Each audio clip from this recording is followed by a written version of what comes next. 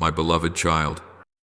Do you know that the most fearful thing in the journey of faith is not that I am silent, nor that I have forgotten you, but that you yourself, the one who once wept, knelt, and cried out to me in the night, let go, allowing your heart to grow cold just as the spiritual clock is about to strike.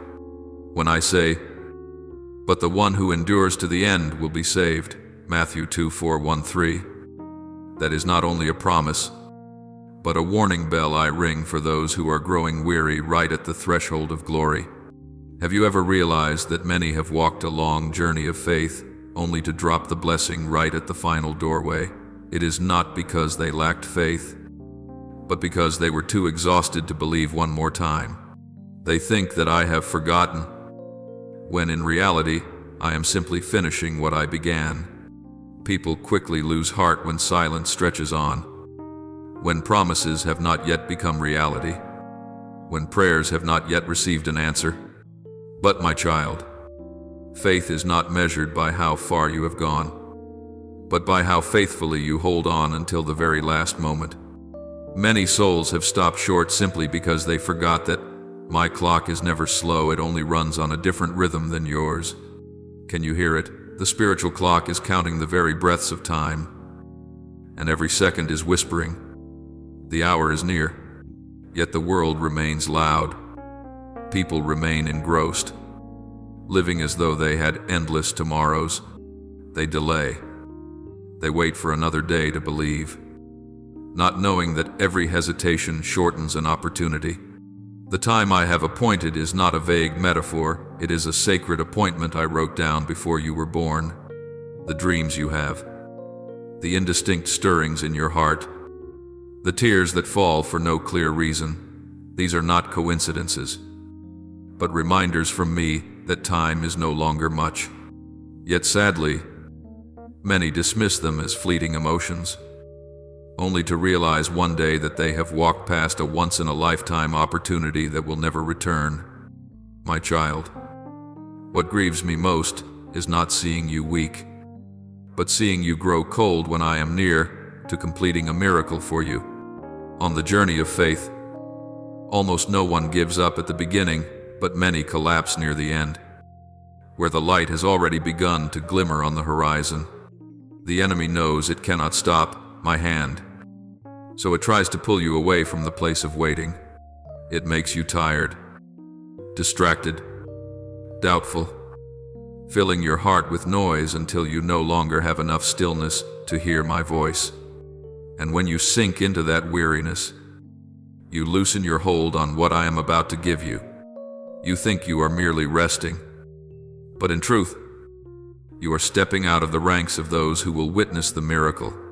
Many are living as though tomorrow will always be there, while in heaven, the hands of my clock have already begun to move, and they still imagine they have countless chances.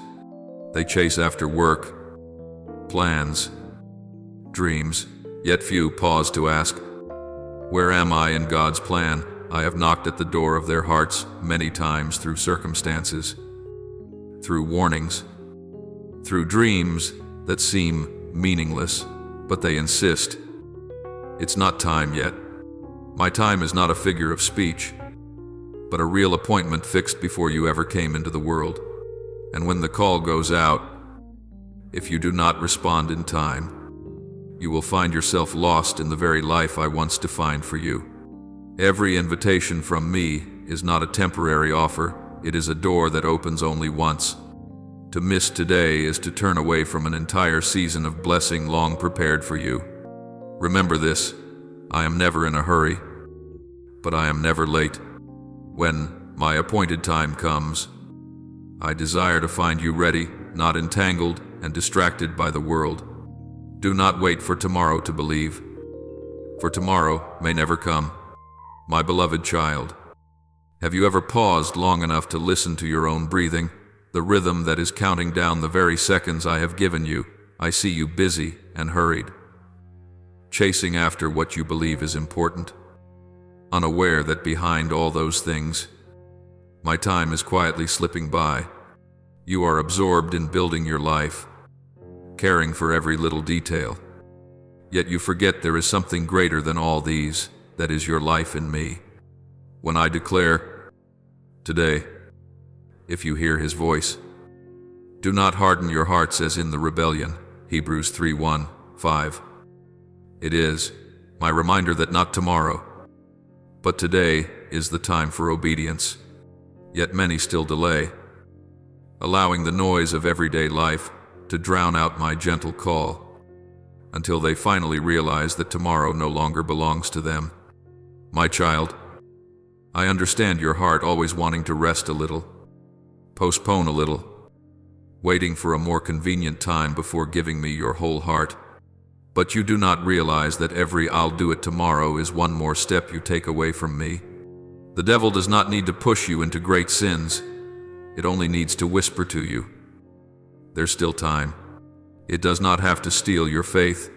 It only has to delay that faith until the door has closed. The thief comes only to steal and kill and destroy, John 10:10, and sometimes it needs no force at all, only distraction. And you will lose by yourself the very opportunities that were meant for you. My child, I do not reproach you for being weak. I only fear that you become so accustomed to your weakness that you no longer desire to stand up. I have given you many awakenings, those restless nights, those events that shake your heart, those dreams that seem meaningless. All of them are my gentle touch on your soul, letting you know that I am still waiting. But you treat them as coincidences and soothe yourself with the excuse, it's probably not the time yet. You do not know that that time is precisely today. For my timing is not measured by earthly clocks, but by the rhythm of heavenly purpose.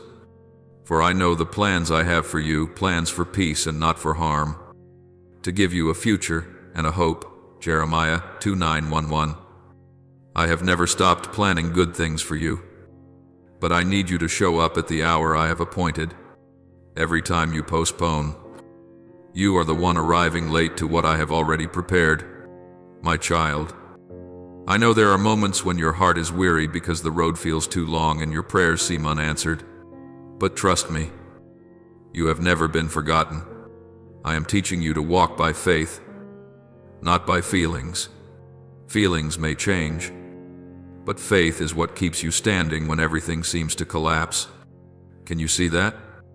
Throughout the years, it was precisely in the moments that felt like my silence that I was rearranging your life. If I allow your spiritual clock to run slower than others, it is because I am teaching you the value of waiting. With the Lord, one day is as 1,000 years, and 1,000 years is one day too. Peter 3:8. My time is not late, only different, and that difference exists so that you may learn to believe even when you do not yet see.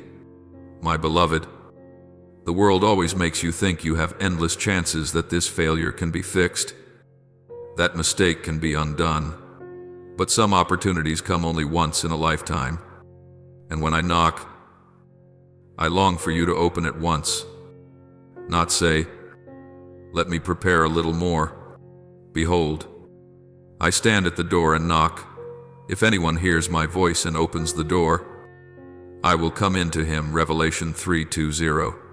I do not knock forever, because I honor your will, and if you keep staring at what you are losing, you will miss what is coming. My child, I do not need you to be perfect, I only need you to be willing. When you are willing, I will take care of the rest.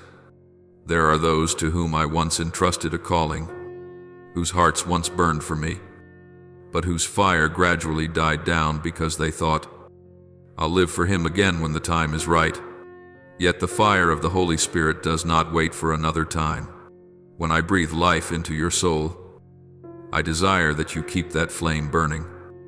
Even if it is just a small flicker in the dark, do not compare yourself to anyone else.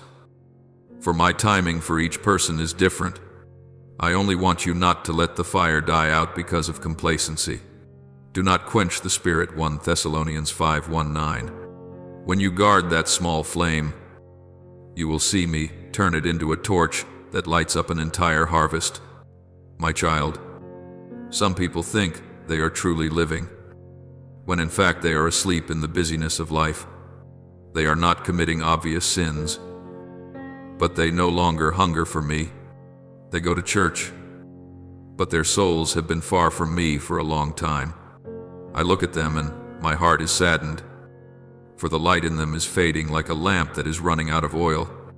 Remember my words, therefore keep watch, for you do not know on what day your Lord is coming. Matthew 2:4-4-2. Watchfulness is not fear, it is keeping your spirit alive, so that whenever I come, you will not be ashamed or afraid, but will smile, knowing you are ready. My beloved child, do not let busyness kill intimacy with me. I do not rebuke you for having concerns, for I know you live in the midst of this world. But I am grieved when you give your time to everything and everyone except me, when I awaken you with a nameless emptiness. That is, my invitation for you to return. Do not try to fill it with work or relationships, for only I can fill that void. But seek first the kingdom of God and His righteousness, and all these things will be added to you. Matthew 6:3-3. If you put me in the right place, you will see everything else fall into its rightful place. My child, look back over your life. How many times have you promised you would change, that you would return, and then forgotten? I do not remind you to condemn you, but to show you that I am still waiting. It is never too late to come back, but do not wait until your heart is completely cold before seeking me. I do not need grand promises. I only desire that first step you dare to take toward me, like the father waiting for his prodigal son. I am also standing at the road's beginning, my arms still open wide. You only need to turn around, the rest I will do. And when you do return, you will realize that all the clocks I placed in your life, the crises, the delays, the wounds have all been my ways of teaching you to value the time of life. Every second I give is an opportunity to love, to forgive, and to live fully in my will. Do not waste it in procrastination or indifference, for one day that clock will stop, and what will remain is only the love you have given me. Therefore, my child, wake up. Do not wait for a clearer sign, for every sign you need has already been given in your heart, in your circumstances, in my word.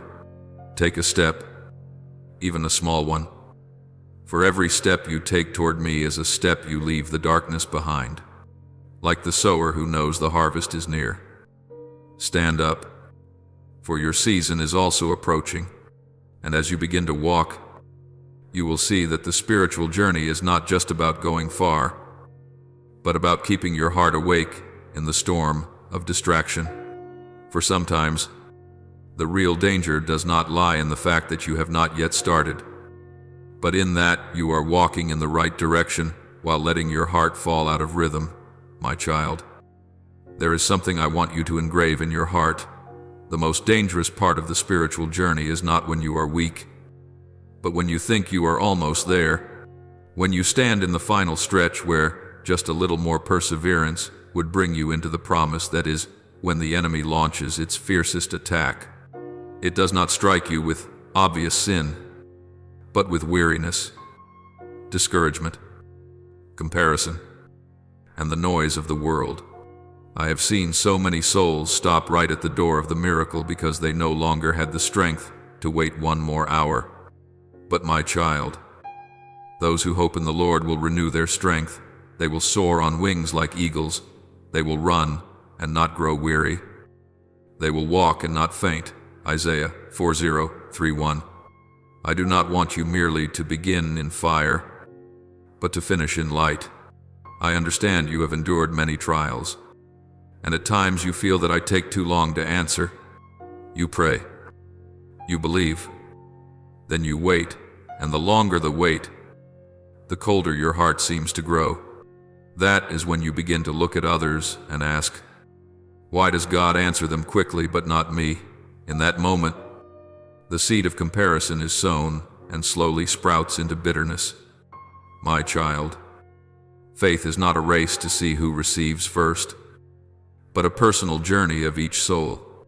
I have a unique plan for every person, and no one is late who still walks in my will. Let us not grow weary in doing good, for in due season we will reap, if we do not give up. Galatians 6:9. I want you to learn endurance even when no one applauds you, because in that very hidden place I am testing whether your love is truly genuine. When you feel exhausted, do not struggle alone. Stop and sit at my feet. Let me pour new strength into you. Sometimes I do not want you to run fast.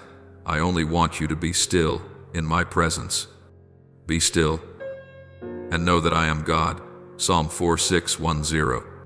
The world teaches you to be strong and persistent, but I teach you that true strength comes from knowing how to be weak in me. You do not need to pretend to be fine or hold back your tears, for I know everything. Every sigh you release, I hear every trembling in you. I see. I am not far from you in your weariness. I am right there, waiting for you to lift your head so I can help you stand again. But my child, understand this too. Distraction does not always come through pain. Sometimes it comes through pleasant things. A compliment, an opportunity, a small success can also pull you away from the place I have put you. The enemy is very subtle. It knows it cannot stop me from blessing you. So it only needs to lure you away from the place where blessings are poured out. It makes you believe you must do a little more, must prove yourself in what I have already affirmed long ago. And so you chase after what is good, while forgetting what is right. No one can serve two masters. Matthew 6:2-4. You cannot chase the applause of people, and at the same time, keep your heart pure for me. You must choose either quietness in my will or noise in the world. I see you, my child, when your heart sags in the middle of the road. There are days when you want to let go, not because you do not believe, but because you have waited too long. I understand, but I want you to know every true miracle needs time to sprout, like a seed lying still in the soil. It must endure darkness, dampness, and wait before breaking through to the light. If you give up in the middle of the process, you will never see the golden grain you once prayed for. Those who sow in tears shall reap in shouts of joy. Psalm 1:2-6-5. My child, your tears are not wasted. They are watering the harvest that is coming. I want you to understand that exhaustion does not mean you have failed. It only means you need me more than ever. When your hands tremble, take hold of mine. When your knees are weak, kneel down, for sometimes victory is not found in standing up, but in knowing where to kneel. For when you are weak, then I make you strong. 2 Corinthians 1:2-9-10. Your strength does not come from your own willpower, but from your surrender to me. Surrender is not defeat. It is allowing me to win on your behalf. There are storms you are facing now that are not meant to destroy you, but to refine what is truly real in your heart. I allow you to pass through trials not because I delight in your pain, but because I want you to learn to love me even when you hold nothing in your hands. When you remain faithful, though, you see no miracle. That is when you yourself are becoming the miracle. Blessed are those who have not seen and yet have believed. John 2:0-9. I have not forgotten a single prayer of yours. I am only waiting for your heart to grow large enough to receive what I am about to give. My child, do not fear when you feel weary. Weariness is not as dangerous as allowing that weariness to kill your faith. Rest in me, but do not leave me. There is a difference between resting and quitting. Resting is to regain strength. Quitting is to refuse the journey I have marked out for you. Learn from Jesus, though exhausted on the cross. He still declared, "It is finished." John 1:9-30. Do you see, he did not end because he was weak, but because he had completed everything. I also want you to finish like that, not because you are worn out, but because you have faithfully walked to the end of the path I entrusted to you, my beloved child. When you keep your heart steadfast, I will add strength to you. Every step you take in exhaustion is a step I am lifting by my grace. Let your eyes look up to me, not around you. When you look to me, you will see the storm begin to fade and your soul come back into peace. You keep in perfect peace the one whose mind stays on you, because he trusts in you. Isaiah 2:6-3. Do not forget, no curve in the road is meaningless. Every drop of sweat on the path of faith is counted by me and kept in my bottle. And then, when you have walked through that stretch of road full of distractions, you will realize what I want to train in you is not the strength to run, but the strength to stand. For after every gust of wind, what remains is not who ran the fastest, but who still kept their heart. Let your heart be still in me, because ahead of you, you will need that very steadfastness to walk through deeper silences and greater trials. My child, do not be afraid when the light seems to grow dim, for only in the deepest night does my light shine the clearest. Keep walking, not because you still have strength, but because I am still walking with you. The place you think is the end is in fact the starting point of a new chapter in your journey of faith, where I will teach you that true faith is not only measured by endurance, but also by the ability to remain in peace in the midst of the storm.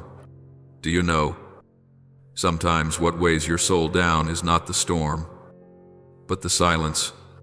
My silence can confuse you, like a child standing in the dark, unsure if their father is still there.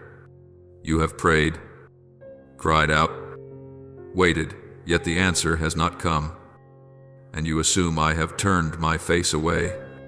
You begin to doubt, have you forgotten me? But my child, I have never left. It is precisely in the long pauses that I am working more than ever. The God who watches over Israel never grows tired and never sleeps. Psalm 1:2-1-4. When I am silent, it does not mean I am absent. When you do not hear me, it does not mean I do not hear you. My silence is not indifference, but the time in which I am weaving wonders with threads you cannot yet see. I know that pain makes you feel as if I have abandoned you. When you cry and no one answers, when you are wronged and no one defends you, when you look around and see only the absurdity of life, you begin to close your heart. But my child, do not let pain make you bitter.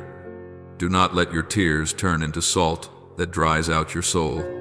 Every tear you shed, I keep in my bottle. You have recorded my misery. Are not my tears kept in your bottle, and my sorrows written in your book? Psalm 5:6-8. Not a single sigh of yours is meaningless. All of them are turning into seeds, and at my appointed time, those seeds will sprout into a harvest of blessing. You often think suffering is punishment, but in truth, it is the classroom of love. In your pain, I teach you what peace cannot teach. I teach you to discern what is temporary from what is eternal, to value the small things you once took for granted. You see, when you suffer, you begin to pray more sincerely, to forgive more easily, and to love more deeply. I do not create pain to torment you, but to refine you.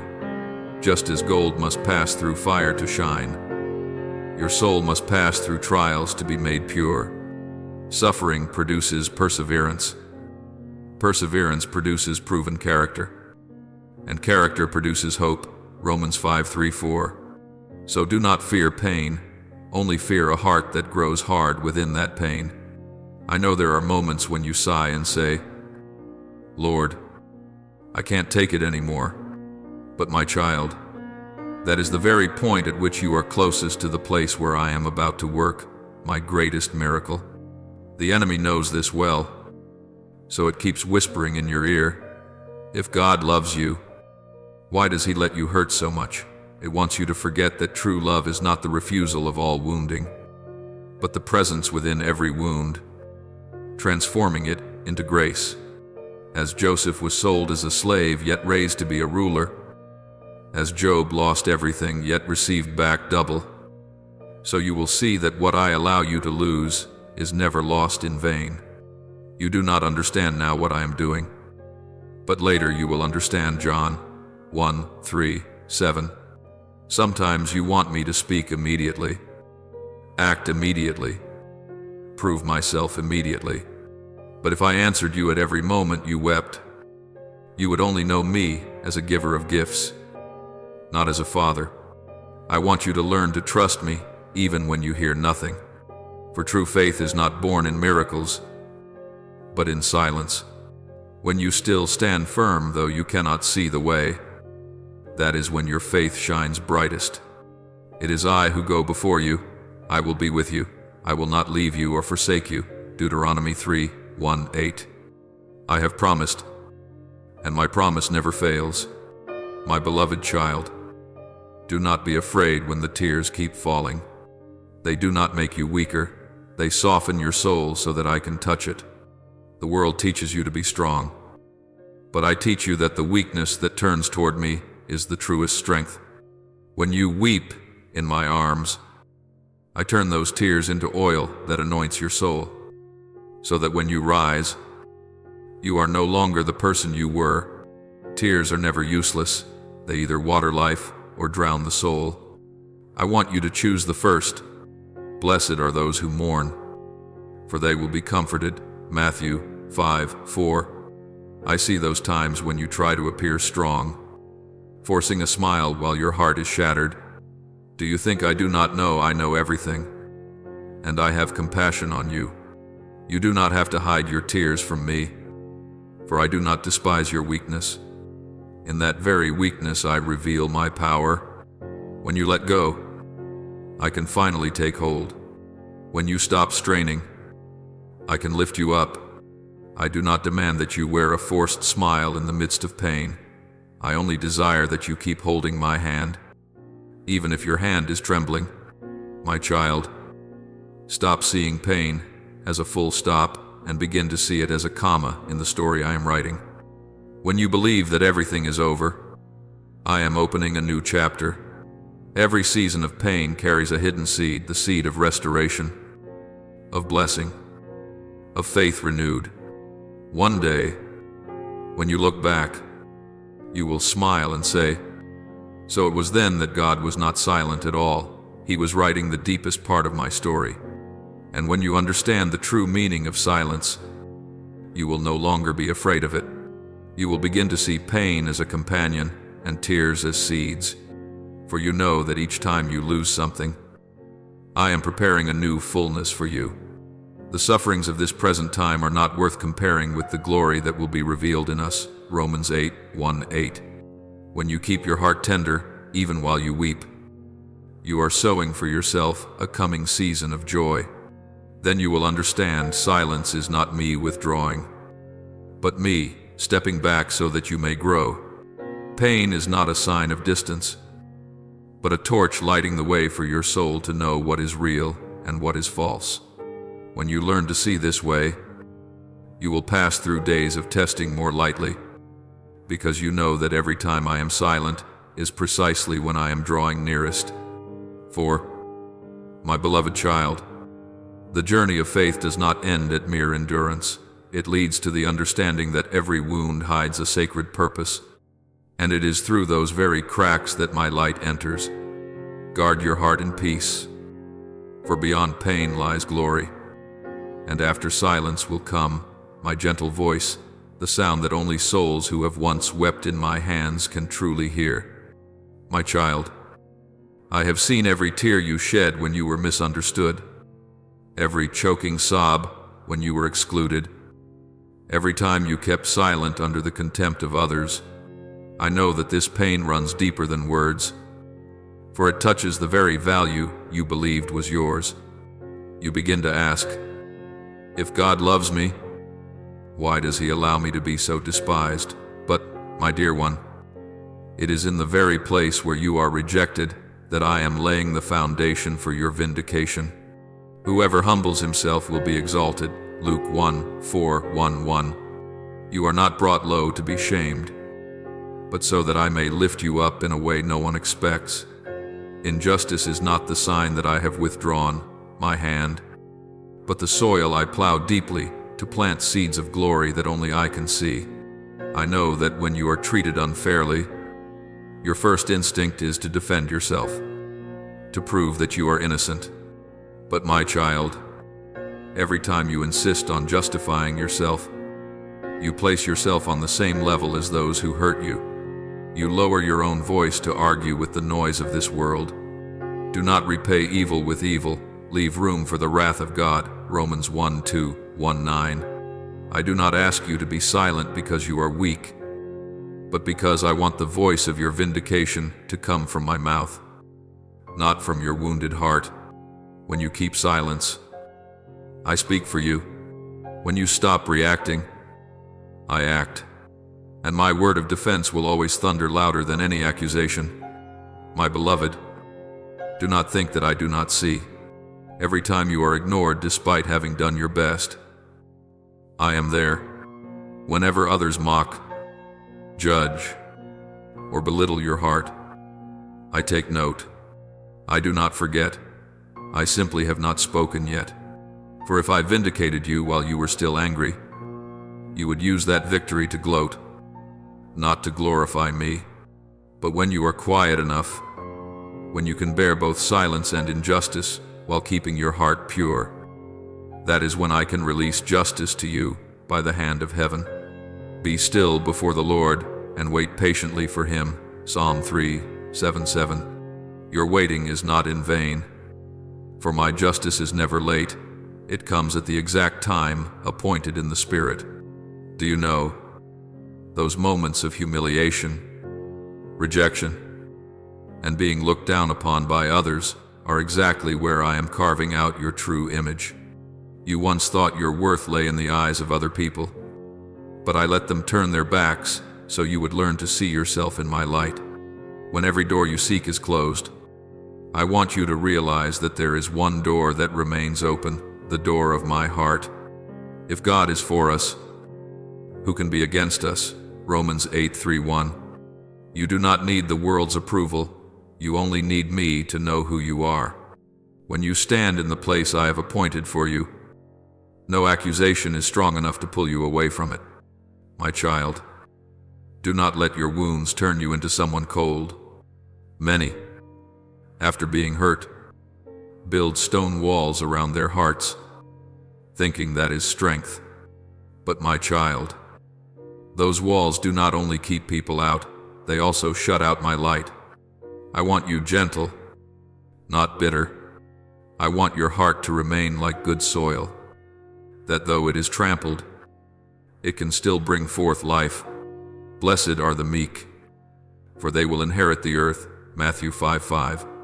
True strength does not lie in hardness, but in the ability to keep loving even after being hurt.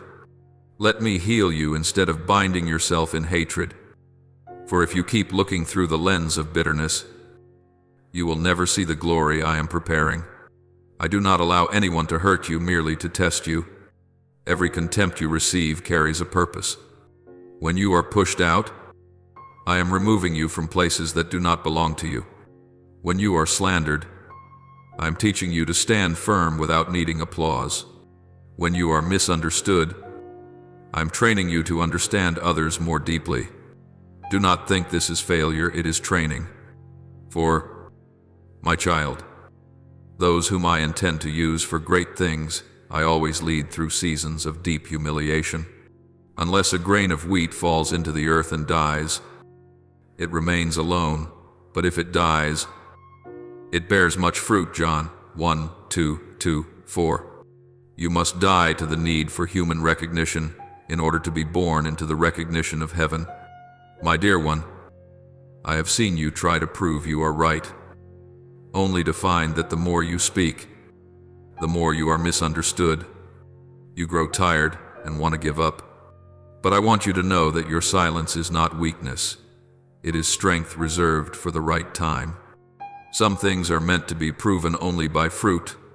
As time passes, the very outcome of your life will be your vindication.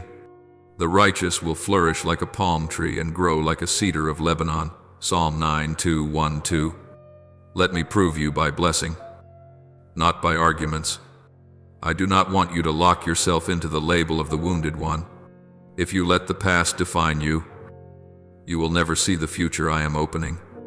Do not let the contempt in others' eyes become the mirror for your life. You were not born to answer scorn, but to reflect my glory. When I look at you, I do not see someone pitiful. I see a warrior being forged in the fire. You are my treasured possession. I have chosen you, not because you are strong, but because I love you. Deuteronomy 7:6-8. And when the day of your vindication comes, you will understand why I asked you to be silent. When you were brought low, I had already written the day you would be lifted up. When you were rejected, I had already prepared a place where you would be honored. When others despised you, I was laying the foundation for a new position that only grace can open. And in that moment, you will no longer crave revenge or the need to prove yourself, because my peace in you will be so deep that you will need no other word. One day you will realize that the very wounds that once made you ashamed are the places where my light shines through most powerfully. It is in humiliation that I teach you what true honor is. It is in rejection that you learn the meaning of being chosen. What I am doing now you do not understand, but afterward you will understand. John 1:3-7. And then you will no longer wish to hide your past, for you will see clearly that I have used each wound to sculpt a new person in you. My child, do not shut your heart. Do not let pain define you. Let me use that very pain as the launching pad that leads you into a season of vindication. For what you call humiliation today is the red carpet I spread out for the day I will honor you. Just as Joseph was once thrown into a pit, yet that very pit led him to the palace. When you understand this, you will no longer fear contempt, for you will know that every scornful word only thickens the foundation for the throne of honor I am preparing for you. And when you have risen from every injustice, you will walk more lightly, with a wider heart and clearer eyes, for you will know that true vindication does not come from others changing their minds, but from your own heart being changed. When you see everything through my eyes, nothing will wound you as it once did. In that moment, you will have entered another season, a place where pain is no longer a burden, but a mark of grace, where you understand that to be despised for my name is not a loss, but a profound honor. And then, out of that deep gratitude, you will find yourself moving forward gently, because you know that the journey does not end with vindication, but goes further still to the place where you learn the most important lesson: not to fear people's contempt, but to fear missing the moment when I open the door to defend you and lead you into the glory I prepared for you long ago. My beloved child, there is an invisible yet powerful chain that binds many feet, the fear of people's gaze. You do not fear grieving my heart as much as you fear what others may say or think about you. There are moments when I urge you to step forward, to speak a word, to stand on the side of truth. Yet inside you a voice rises. What if they laugh at me? What if someone doesn't like me? My child, when you allow the voice of people to sound louder than my word, you are handing over the steering wheel of your life to those who are just as frail as you are. For they loved human praise more than the praise that comes from God. John 1:2-4-3. I do not want you to walk that path. What is truly frightening is not that people dislike you, but that you let that fear pull you away from the very place where I long to defend you and lift you up. I know there are scratches on your heart the times you were mocked, looked down on, called names you can never forget. Those memories have made you shrink back. Live just enough so no one notices you. As long as you feel safe, But my child, you were not created to live under the shadow of people's judgments. When you let one comment, one cold attitude, one criticism decide who you are, you have forgotten my voice calling you, beloved. Yes, I am the one who comforts you. Why then are you afraid of mere mortals who must die, and you forget the Lord who made you? Isaiah 5:1-13. Your fear of people grows only because the image of me in your heart has grown small. I do not condemn you for that, but I long to heal it. Look back for a moment. How many times have you clearly known what was right, yet did not dare to do it simply because you were afraid of how others would look at you? I stirred you to forgive, but you were afraid people would say you were weak. I called you to step out and serve, but you were afraid they would say you were showing off. I put a testimony in your heart, but you were afraid to share it in case they laughed at you. My child, if I were still trying to please people, I would not be a servant of Christ. Galatians 1:10. I do not want you to be a slave to public opinion when you have been called to be a child of the King. Small acts, such as daring to confess my name in a crowd, daring to share what I have spoken, daring to stand on the side of truth, these are the spiritual signatures that show you have chosen me over your own sense of safety. My child, I am wanting to lift you up, to bring you out of the dark corners of shame and into the place of honor I have prepared. I want to defend you, to open doors for you that no one can close, to show both you and others that I am with you. See, I have set before you an open door that no one can shut. Revelation 3:8. But if, when I open the door, you still stand outside because you fear people's comments, you will watch blessings pass right in front of your eyes. I will not force you to step through. I invite you. And the deepest regret will not be I never had a chance. But God opened the door, yet I did not dare to walk through. My child, the fear of people's opinions will shrink as your holy fear of me grows. When you realize that my eyes rest on you more gently than any other gaze, you will be less shaken by frowns and whispers. I am not asking you to despise others, but I do want you to put every gaze in its proper place. My gaze is the one that ultimately matters. I am the one who judges, not people. I remind you of this so that you know your final worth is not defined by the crowd. When you dare to live according to what I say, even when others do not yet understand, you step into a new realm of freedom, a place where your heart is no longer controlled by the smile or the scowl of anyone. And then, if you dare to choose me over human opinion, you will see something strange happen. The very people who once despised you will have to look again. The very places that closed to you will be forced to open. And the very stories that once made you bow your head will become testimonies of my grace. I will use your life as an answer to many questions, to prove that whoever fears me and obeys my voice will never ultimately lose out. In that day, what makes you tremble will no longer be people's words, but a holy reverence, afraid of missing what I want to do, afraid of dragging your feet when I have already spoken. And from there, you will walk into new stages, not with feet tied up by public opinion, but with the light heart of a child who knows they are walking in the Father's will. In the very hour of my vindication and through doors I myself have opened.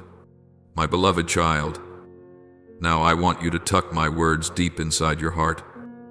Hold them the way someone cradles a small lamp on a stormy night, and keep walking, because what is coming will not only change your outward circumstances, but will also change the way you see yourself, the way you see me, and the way you see the journey you are on. This is not just a beautiful sentence meant to comfort you. It is a real signal in the spiritual realm. You are much closer than you think. There are things I have not shown you clearly yet, because if you saw everything, you would no longer need faith. But today, I lift the curtain just a little. You are not standing at the beginning. You are standing near the end of a stage, at a point where each small decision, each choice that seems ordinary, can determine whether you step into or step away from what I have planned.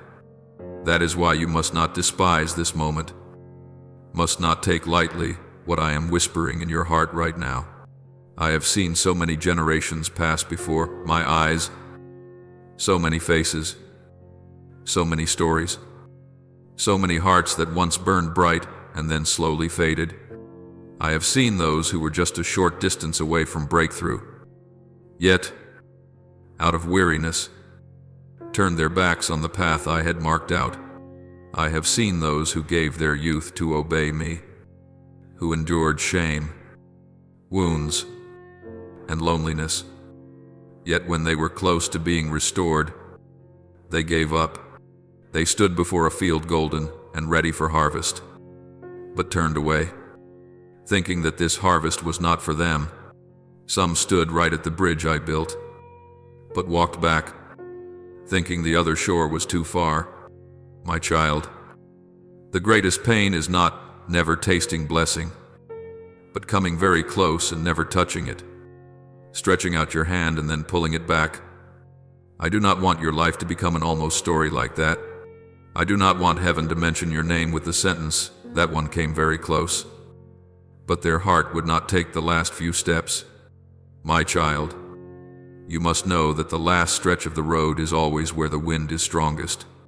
Like a long-distance runner, the section near the finish line is where lungs burn, legs tremble, the heartbeat races, and everything in you just wants to stop. It is the same in the spiritual realm when my promise is about to be revealed. The pressure around you often increases, not decreases. The opposing voices grow louder.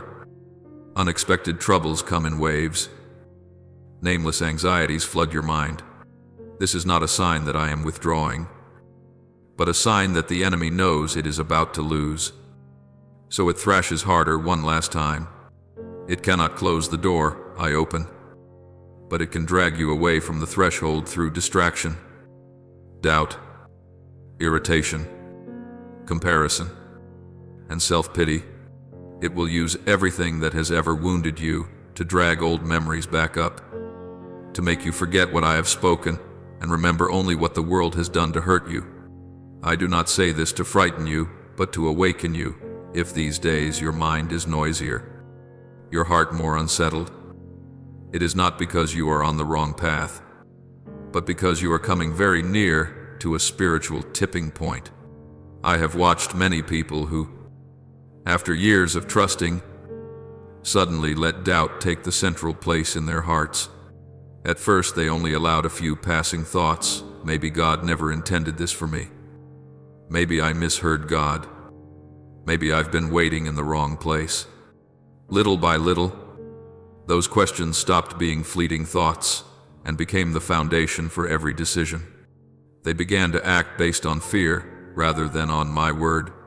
They chose quick fixes, short paths, doors that looked obviously open in front of them, but were not doors I had opened. They accepted less because they no longer believed I still had more for them.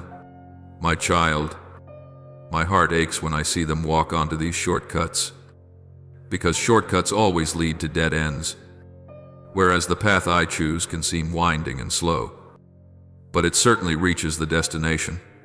I have also seen hearts so exhausted from waiting that they give themselves permission to turn aside. They say, "I will take care of myself," because it seems God is not taking care of me. They step into relationships that do not come from me, accept jobs I did not lead them to, sign small compromises which their conscience knows are wrong, but they soothe themselves. As long as I suffer less than I do now, they do not realize that each choice is pushing them away from the orbit of my promise. I do not abandon them, but they themselves have left the place where I had prepared to give them something better. I look at them and wish they had waited just a little longer, wished they had dared to believe that I truly love them, as I said, wished they had let me hold their hand a little longer before letting go and running after what their eyes could see.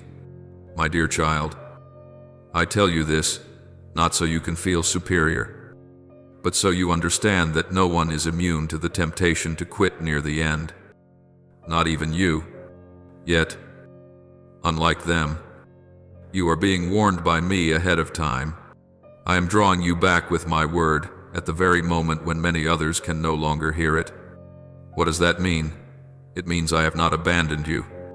It means I still value your journey. It means I am looking at you with hope, not with disappointment.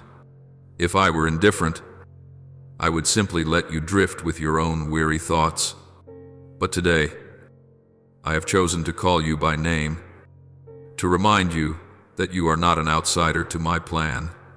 You belong in my story, and that story is not over. Even if you feel too tired to keep reading, when I say, do not lose heart, for your reward will be very great. I am not speaking empty words. I truly see a reward waiting for you, even if your eyes do not see it yet, my child. Therefore receive this word, not just with your ears, but with your heart. Do not merely nod and then forget. Let it take root. Remind yourself every day, I am closer to the promise than I think. I will not walk away from the place God has put me. Let your mouth speak differently than your feelings. When your heart wants to give up, all the more you must say, Lord, I am weak, but you are strong. I am tired, but I choose not to quit. When your thoughts want to slip off my path, bring those very thoughts before me and say plainly, I am doubting. Please heal me of this doubt. I do not despise hearts that dare to bring even their weakness to me. The only time you shut me out is when you pretend to be strong while quietly drifting far from me. Remember all the stages of the road you have already walked with me, the times I rescued you from situations that seemed hopeless. The times you thought you would collapse for good, yet somehow were still standing. The moments you realized an unseen hand pulled you out of the worst. These are not just sweet memories to tell as nice stories. They are markers I have set in your life so that today, when you are weary, you can look back and see that I have never failed to keep my word. If I did not abandon you in your darkest days, why would I abandon you now when the path ahead is about to shine? If I stayed at your side when you had nothing to offer, nothing to boast about, why would I step away when you are about to enter a harvest season? Use memories of earlier grace to answer today's fears. Use what I have already done to remind your own heart that I will act again, in my way and in my time. Look at your fear and distraction with different eyes. They are not signs that you have failed, but mirrors showing how much you need me right now. When you feel like running away and withdrawing, that is exactly when you need to run closer, to sit longer at my feet. Do not think you must feel strong before you come to me. Come to me exactly as you are now. Trembling as you are, I can embrace shaking hearts. I can gather up hopes that are fraying. I can lift again those who almost no longer want to stand. I am not asking you for perfect faith. I only ask that in all your imperfection, you still keep holding my hand, even if it is only with a tiny thread of hope. My child, I say this with all the love of a father. Do not write your own name into the list of those who stopped when there were only a few steps left. Do not let the angels have to whisper to each other. They ran well, but stopped just before dawn. Do not let the story of your life end with, they once believed, once served, once persevered, but did not go to the end. I want your story to be written like this, and that person, though weary, still clung to God's word, stood firm to the end, and saw what God had promised become reality. That is why I am speaking to you right now, so that nothing in you can still excuse itself by saying, I did not know. No one reminded me. Finally, understand this. What I am preparing for you is not just a temporary miracle, but a change of life from the inside out. I do not only want to change your position, circumstances, finances, or relationships. I want to change the way you believe, the way you love, the way you look at me. What is coming is not a gift for you to show off to others, but a divine arrangement so that you may live true to the name child of God in this world. And to step into it, you need something very simple, yet very hard, not to turn your back in the critical moment. Let me hold you. Stop pulling your hand away. You have come this far. Do not let weariness and distraction steal the fruit of so many years of tears, prayers, and faithfulness. I am here, right beside you, not to tell you a pretty story, but to take your hand and say, walk on with me. Do not stop now, my child. I have watched so many people stretch out their hands almost to the point of touching what I promised, only to slowly let go, not because the promise changed, but because they believed the poisonous whisper that I had left them, that I no longer remembered their tears and the times they knelt. Some have gone very far, have been faithful and steadfast for many years, have sown with sweat and tears. Yet just before the harvest appeared on the horizon, they turned their backs on the very field they had plowed, walked away empty-handed, then concluded that I was unfair. I look at them with deep sorrow, because with just a little more endurance, just one more time standing firm, they could have held in their hands the sheaves they themselves had watered with sleepless nights. That is why today I speak to you gently but firmly, not to scold, but to awaken you, so your heart does not fall into the same pit of despair where so many others have slipped, so you do not become one of those who stop right at the threshold I am opening. The fact that you are hearing these words right now is not an accident, not something you happen to scroll past, not just another random piece of content in an ocean of information. This is a spiritual appointment I have set up with you, so that at the very moment you think you are about to collapse, you hear my voice calling you by name. I, your God, know very well the slow burning weariness inside you, the kind of tiredness, not only in your body, but in your hope, which has been disappointed so many times that you now shy away from expecting anything. I know how many times you have silently told yourself, maybe this is far enough, maybe God did not intend this for me, and your smile has faded. Your prayers have grown shorter, and your heart has closed itself off from greater things. But my child, that point which you call a dead end is often the turning in the road that leads into a new land. And it is precisely there that the battle becomes fiercer than ever. The enemy of your soul is not afraid of your shallow steps at the beginning. It fears your trembling steps that still cling to me near the end. It is not afraid of your hasty promises at the start. It fears your quiet perseverance on days when nobody sees you. It knows better than anyone that when you keep holding my hand to the very last moment, no power can stop me from completing what I have spoken. That is why it does not waste its strength trying to fight my hand, because it cannot, but throws all its attacks at your heart so that you will be the one to let go. It uses everything: the mocking laughter of people, rumors whispered behind your back, contemptuous looks, comparisons that make you feel small, words that seem casual but pierce right into your old wounds, all to push you into believing that you are unworthy, that you are not loved, that you are someone who has missed their time. It whispers, "See, God is not defending you. He is not with you like he said. If he were really with you, why must you wait this long? Why must you be so ashamed in front of so many people?" Then it drags out your past, your falls, your old mistakes, to pressure you into agreeing with its conclusion: God has forgotten you. My child, I want you to know this: whenever those voices grow louder than mine, that is when you are stepping into the fiercest battlefield of your spiritual life. It is no coincidence that just as you are about to break through old limits, waves of criticism, doubt, and confusion crash in, It is no accident that just as I am opening a door, the fear of people's opinions in you suddenly grows larger than ever before. The enemy cannot lock the door I have opened. It can only make you stand on the threshold and step back because you are afraid of public opinion, afraid of losing your image, afraid of being misunderstood. It cannot extinguish the lamp I have lit for you, but it will do everything it can to make you pull a cloth over your own light so that it will not be seen. It understands very well what I have spoken. Whoever endures to the end will be saved.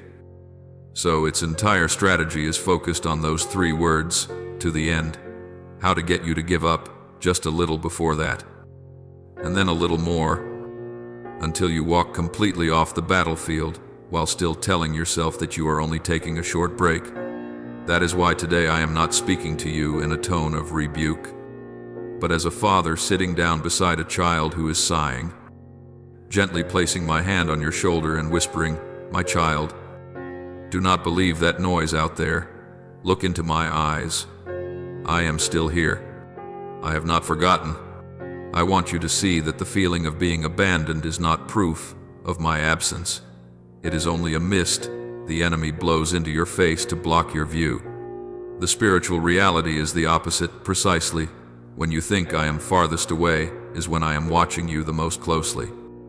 Like a farmer standing silently at the edge of his field, following every tiny movement of the seed he has sown, waiting for it to split open. You do not see me rushing in, because there are battles I want you to experience with me. Not just stand outside and wait for the result. There are moments when I allow you to reach the very limit of yourself, so that you will understand your survival does not rest on your own strength in any way at all. Do you remember when Peter walked on the water? He took several steps in the miracle. But when the wind rose, he began to look at the waves, at the force of the wind, at his own weakness, and he started to sink.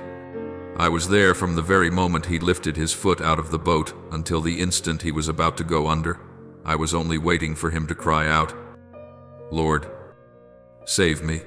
And at once I stretched out my hand and took hold of him. You are standing in exactly that place now, the place where the wind blows stronger, the waves rise higher, and your heart trembles more, not because I have left you, but because you have stepped out of your comfort zone. If you turn back to the boat now because of fear, you will spend the rest of your life saying, "The Lord never let me walk on water," when in truth it was you who pulled your foot back halfway. I do not want that story to be repeated in you. I do not want you to become a witness of retreat. I want you to be living proof that an ordinary, weak person who dares to cling to my word in the midst of mocking laughter and skeptical glances can be lifted up by me and led through doors they never even dared to dream of before. That is why, when you hear these words, I ask you not to listen only with your ears, but to let them reach the deepest place in your heart, that place where you have quietly agreed with the lies that say, "I only bother God. I don't deserve blessing. There is nothing special about me." I want to cut those sentences off at the root, for they do not come from me. I call you beloved child. I say you are my treasure, the one I have chosen. I affirm that I am with you. Do not be afraid or discouraged. I have engraved your name on the palms of my hands. How could I forget you? Look back over the journey you have just walked if I have upheld you through so many previous waves. Could it be that now, when the shore is near, I would leave you to drift away?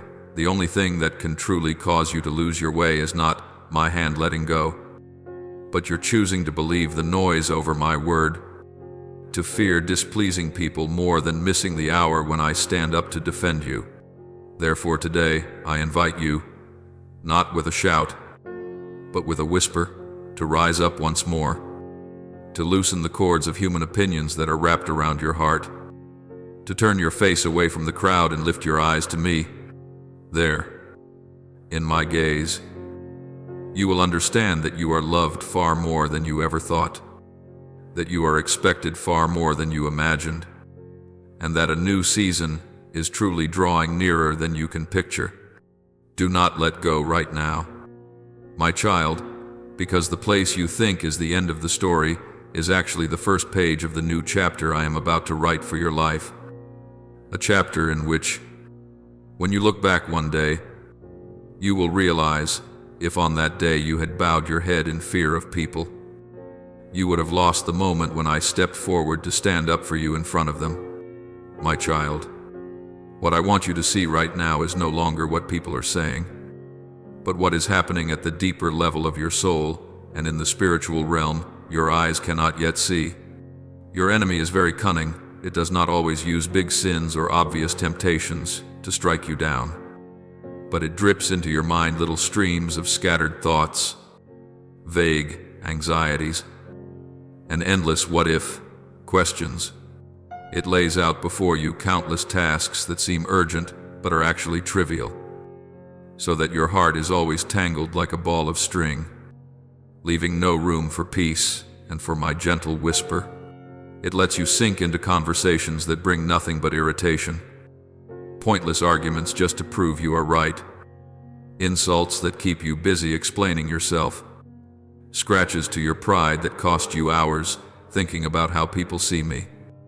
While the things that truly belong to eternity, the things I have sown in you with tears, with those nights you knelt, with those times you chose to obey even when it cost you, are slowly pushed to the margins. You to understand that every time you let your heart drift with those waves of distraction, you are unintentionally trading an entire season of blessing for a few minutes of satisfaction, a few compliments, or a brief feeling of false safety, and that is an exchange you will regret when you look back.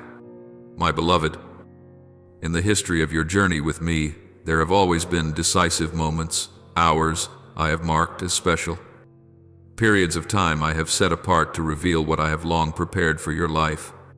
They are not loud, not accompanied by trumpets, not when the stage lights are brightest, but often come in silence. After a long season of your faithfulness without seeing results, this very moment is one of those times I have ordered your steps, shaped in you a teachable heart, let you pass through injustice, silence, and tears, so that the roots of your faith would grow deep. I am opening before you a door that belongs uniquely to you, tied to your very story, your very wounds, your very prayers, a door no one else can walk through in your place, and for which there is no duplicate. I call this period set-apart time. It is not a random stretch of your life, but the meeting point between my promise and your response.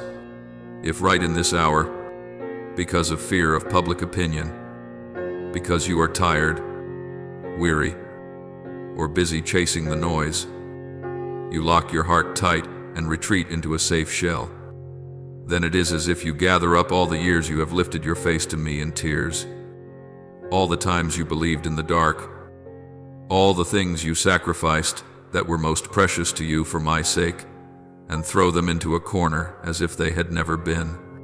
I say this to you, not as a stranger giving advice, but as the one who has walked with you step by step, the one who knows every night you wanted to give up yet still clung to me.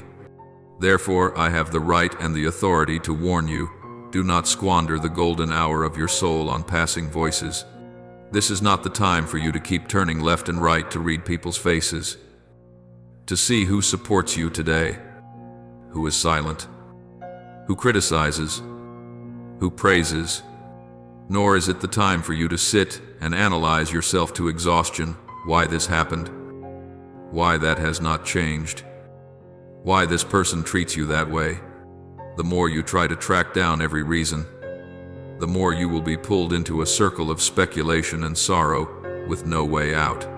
What you need most now is to reset the center of your soul, to keep the inner eyes of your heart fixed on what I have laid bare in front of you, on the words I have spoken in Scripture, on the confirmations I have repeated through circumstances, through dreams, through different people I have used to encourage you. If you press your ear against the noise of this world, the news, public opinion, harsh or loveless criticism, sarcasm, unfair comparisons, then my whisper in the depths of your heart will be drowned out. Not because I stop speaking, but because you have chosen another channel to listen to.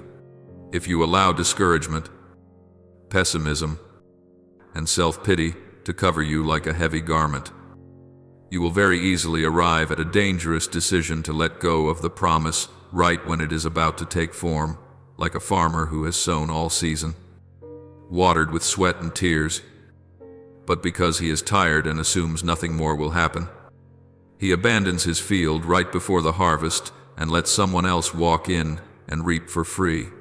On the contrary, if you patiently remain with me, not in a tense, strained posture, but in a deep inner rest, where you choose to believe that I am still at work even when your emotions rise and fall unpredictably, then you will see that every day of waiting, every time you hold your tongue instead of speaking bitter words, every time you choose obedience over following your feelings, all of it is weaving together the very answer you long for. When your eyes finally see what I have done, you will exclaim, "So not a single hour was wasted." My child, the harvest season in your spiritual life is no longer far away. What I have sown in you through years of fire testing has ripened. The fragrance of a season of answered prayers is already in the air. That is precisely why the enemy is more frantic than ever. It intensifies its attack on your thoughts, pumps in confusion, magnifies criticism, and makes small matters seem huge. All for one purpose, to drag you out of the field I have long allowed you to cultivate with me. It whispers that all the impressions you have had that I am about to move are nothing but emotions. Your own imagination, comforting yourself that nothing is really changing, and that it is better not to hope than to risk disappointment. If you listen, you will close the lid over what I am gestating in the invisible realm, but I affirm to you those deep stirrings in your heart, those moments when an inexplicable faith rises up in you when there is no reason left to hope, those dreams, those verses of scripture that suddenly light up exactly when you need them. They are not stage props built by fleeting emotions. They are signals I am sending ahead of time, prophetic markers showing that the door I have prepared for you is slowly opening. This is not just a pleasant feeling after an inspiring sermon, but the spiritual reality actually shifting, my plan reaching a turning point, my arrangements behind the scenes coming close to the part you can see with your eyes. The clock of my appointed time does not stand still, whether you notice it or not.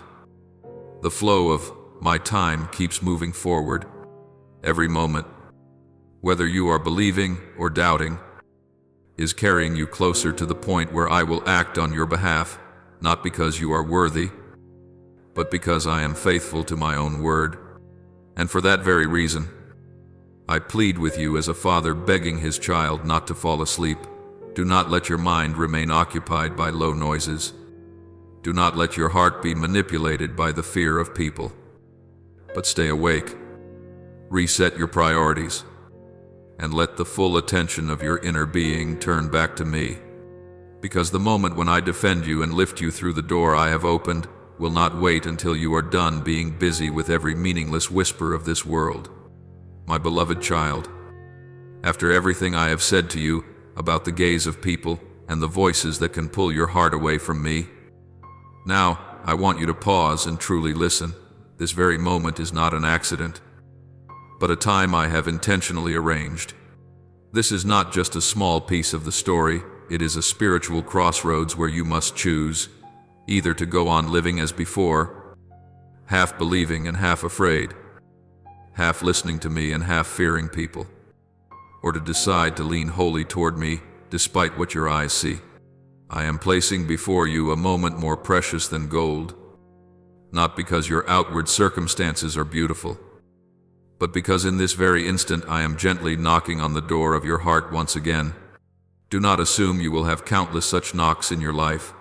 There are hours I set apart for a true turning point, and if you are earnest, you will recognize that this is one of those hours. Do not let your thoughts drift away in the idea of, "I'll deal with it later," for that is one of the enemy's most dangerous whispers. It does not urge you to reject me. It simply pours into your heart the suggestion that there's no rush. Tomorrow is fine. When things are more stable, then I will get serious with God. It is precisely such harmless-sounding ideas that have led many souls away from the good plans I drew for them. Think about it. How many times have you intended to change, to live wholeheartedly, to return to me with all your heart? And yet, just because you postponed a little, everything gradually cooled, until you even forgot there had once been a promise between you and me. I do not say this to condemn you, but so that you might see clearly the subtle scheme that is trying to lull you to sleep. Tomorrow does not always arrive the way you imagine. There are people who also once said in their hearts that they would believe, obey, and come back on some beautiful day, but they never knew that day would never appear in their spiritual life. Today I speak to you, not so that you will be moved for a moment and then forget, but so that you will realize this is a personal invitation addressed to you, not to the anonymous crowd, not to more spiritual people, but to you yourself, the one who is reading, thinking, and weighing so many things. I want you to understand that this present moment is grace, a gift I am placing in your hand. You can clasp it tightly with a decision, or you can let it slip away amid your distractions. I do not force you, but I tell you plainly, if you keep stepping back, if you keep choosing silence in the face of my call, you will lose a very special season I am beginning in your life. Do not take the winding paths I have not shown you. There was a time when I placed in your heart a promise, a calling, a direction. You know very well which way you are meant to walk, you simply have not dared. If now you choose to avoid it, to keep yourself busy with 1,000 things, so you will not have to face my word, you will end up both weary and without peace. I do not want your life to drift along in half-hearted decisions.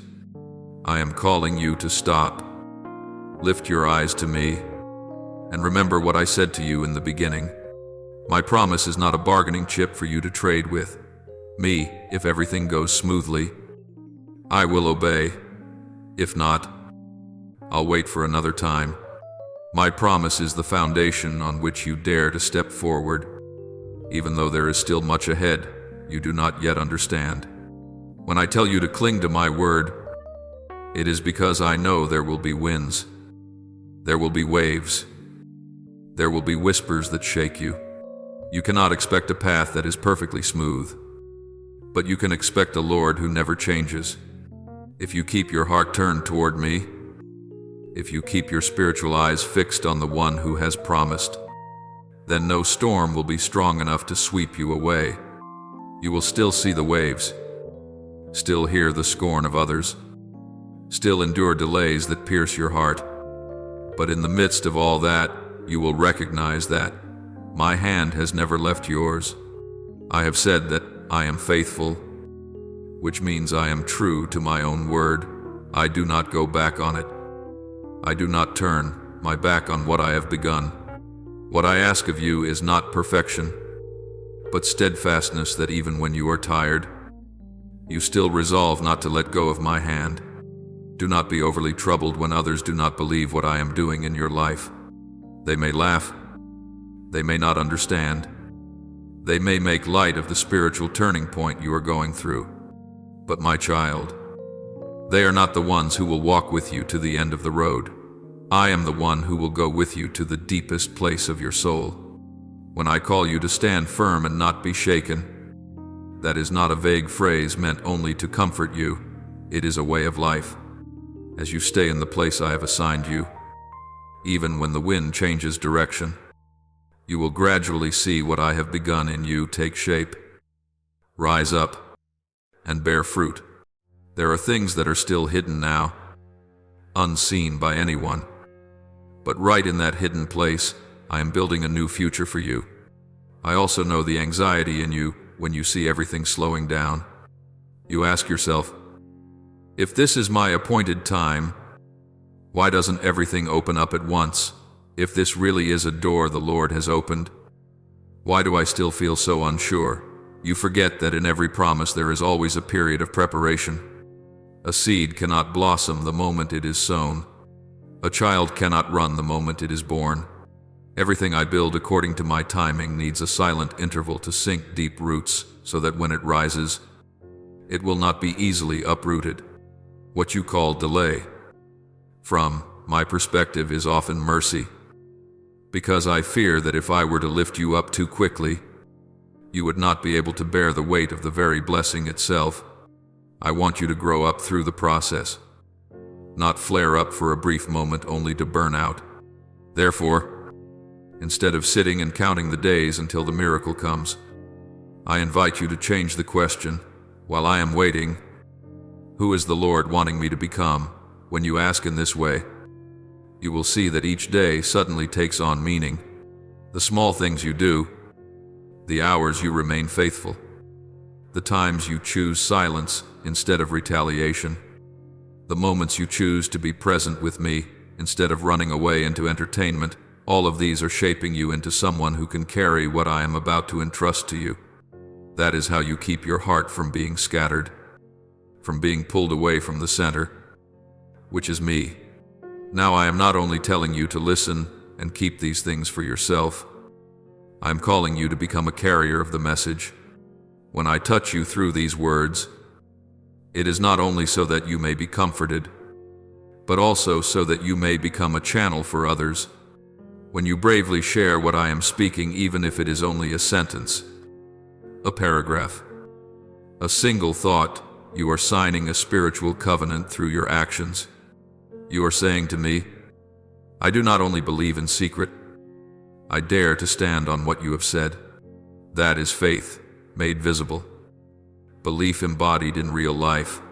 It is no longer a passing feeling, but a decision that can be measured by your steps, your words, and your willingness to openly declare to whom you belong. You may think that sharing a message, a word of encouragement, a video, a few lines of text is nothing important, but in the spiritual realm, those little acts are like planting a flag on your own territory and declaring, "This ground of my life belongs to the Lord." You are not only bearing witness to others, you are bearing witness to your own heart. Every time you dare to express your faith, the fear of people's opinions loses a little of its grip, and every time you stay silent merely because you are afraid of what they might think, that invisible cord tightens one more loop around your heart. I invite you into freedom through small actions that carry great meaning. When you share what comes from me with reverence, not to show off or to argue, you are showing heaven that you value my voice above every like, every comment, every approval from the crowd.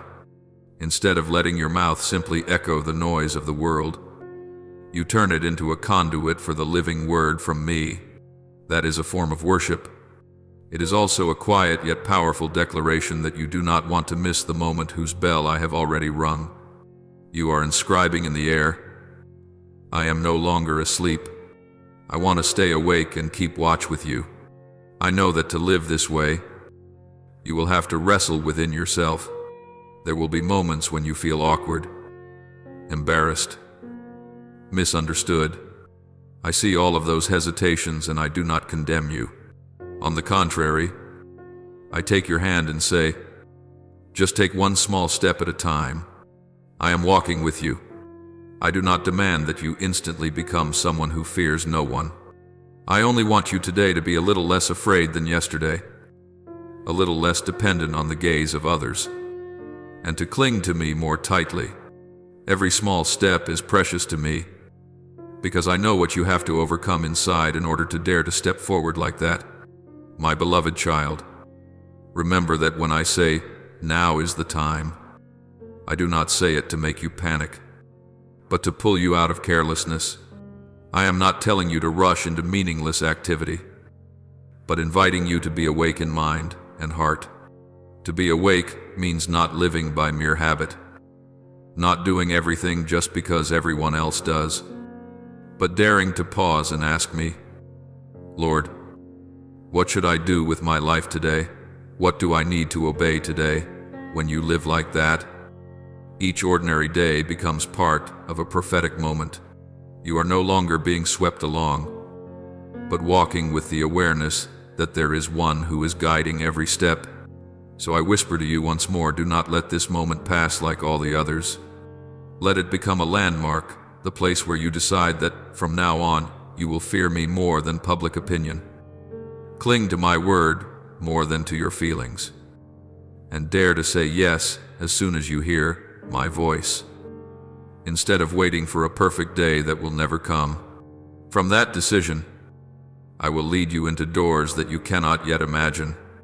And when you look back, you will know that it was today, in this seemingly ordinary hour, that you responded to my gentle yet majestic call, the call that drew you out of distraction and into a season of awakening, of keeping watch with the Father of your soul. Therefore, after all that you have gone through, the slanderous words, the doors that closed, the times you trembled under the gaze of others, what I am calling you to now is not to try to become perfect, but to guard within you the things that deserve to be protected. First of all, guard your inner life. The heart is where every decision is born, the place where the words I sow can either take root or be choked out. If you allow bitterness, humiliation, shame, and the obsession with how people see you to fill that space, then no matter how many times I speak, my words will only skim across the surface and never sink deep. I want your heart to become soft, but not lax, sensitive to the Holy Spirit, yet not fragile before every judgment. Your heart is like a field if you do not keep watch over it. The weeds of comparison, inferiority, and doubt will quickly cover it, hiding the living shoots I have planted. I do not want your heart to be a battlefield for every opinion, every feeling, every verdict.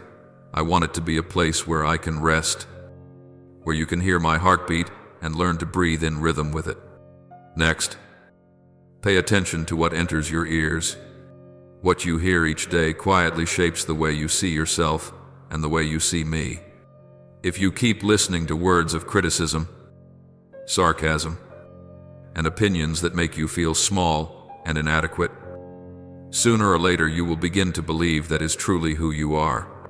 I have said, faith comes by hearing, but fear, shame, and bondage also come by that same road. I want you to learn to discern which voice comes from me, and which is merely the sound of hurt, of public opinion, of people who themselves are still in chains. Whenever you hear a word that touches you, ask yourself, does this draw me nearer to the Lord or push me away? Does it soften my heart or harden it? Does it remind me of grace or sow more fear? If it only makes you feel small in a destructive way, makes you want to hide from me instead of running toward me, then you know that is not the voice of your Father. I am teaching you to close your ears to opinions that extinguish the flame, and to open them to words that build and correct in love, even if they sometimes hurt a little. Then I invite you to guard your focus. You are living in an age where everything is competing for your eyes and your thoughts, flashing notifications, new stories, comments, endless comparisons. All of it is like a fine drizzle falling constantly on your mind, making it hard for you to remain in one place for long, hard to be still enough to hear a full word from me. But my child, if you are not careful, that very distraction will steal the moment of my movement in your life. The enemy does not need to drag you into obvious sin. It only needs to keep you busy with meaningless things long enough so that when my appointed hour comes, your gaze is fixed somewhere else. I want you to understand that the minutes you spend focused before me with no screen, no noise, not performing for anyone, are the minutes when all of heaven falls silent to listen to you. In those spaces, I realign your vision, remind you of my promises, and reorder the chaotic pieces in your heart so that you can see the picture I am painting. If you keep letting yourself be swept away, you will live your whole life in a state of almost understanding without ever fully grasping what I am speaking. You need to know that the harvest I have promised you is not an empty metaphor. It is real. It is drawing near. And it has been prepared not only by what I have spoken, but also by all the times you have been faithful when no one was watching. Every time you forgave when you had every right to be angry. Every time you chose to do what is right when doing wrong would have been much easier. Every time you kept silent and let me defend you instead of defending yourself, each one was a seed. Often you think your efforts fall into nothingness, but in heaven nothing falls and is lost. I have gathered up every small action, every step taken without applause. Every night you wanted to give up but still whispered, "Lord, I trust you." That is why I can tell you that the harvest is no longer just a possibility. It is a reality that is gradually unfolding. When the harvest comes, you will see that it is not the result of a momentary spiritual impulse, but the fruit of all the years you have walked persistently with me.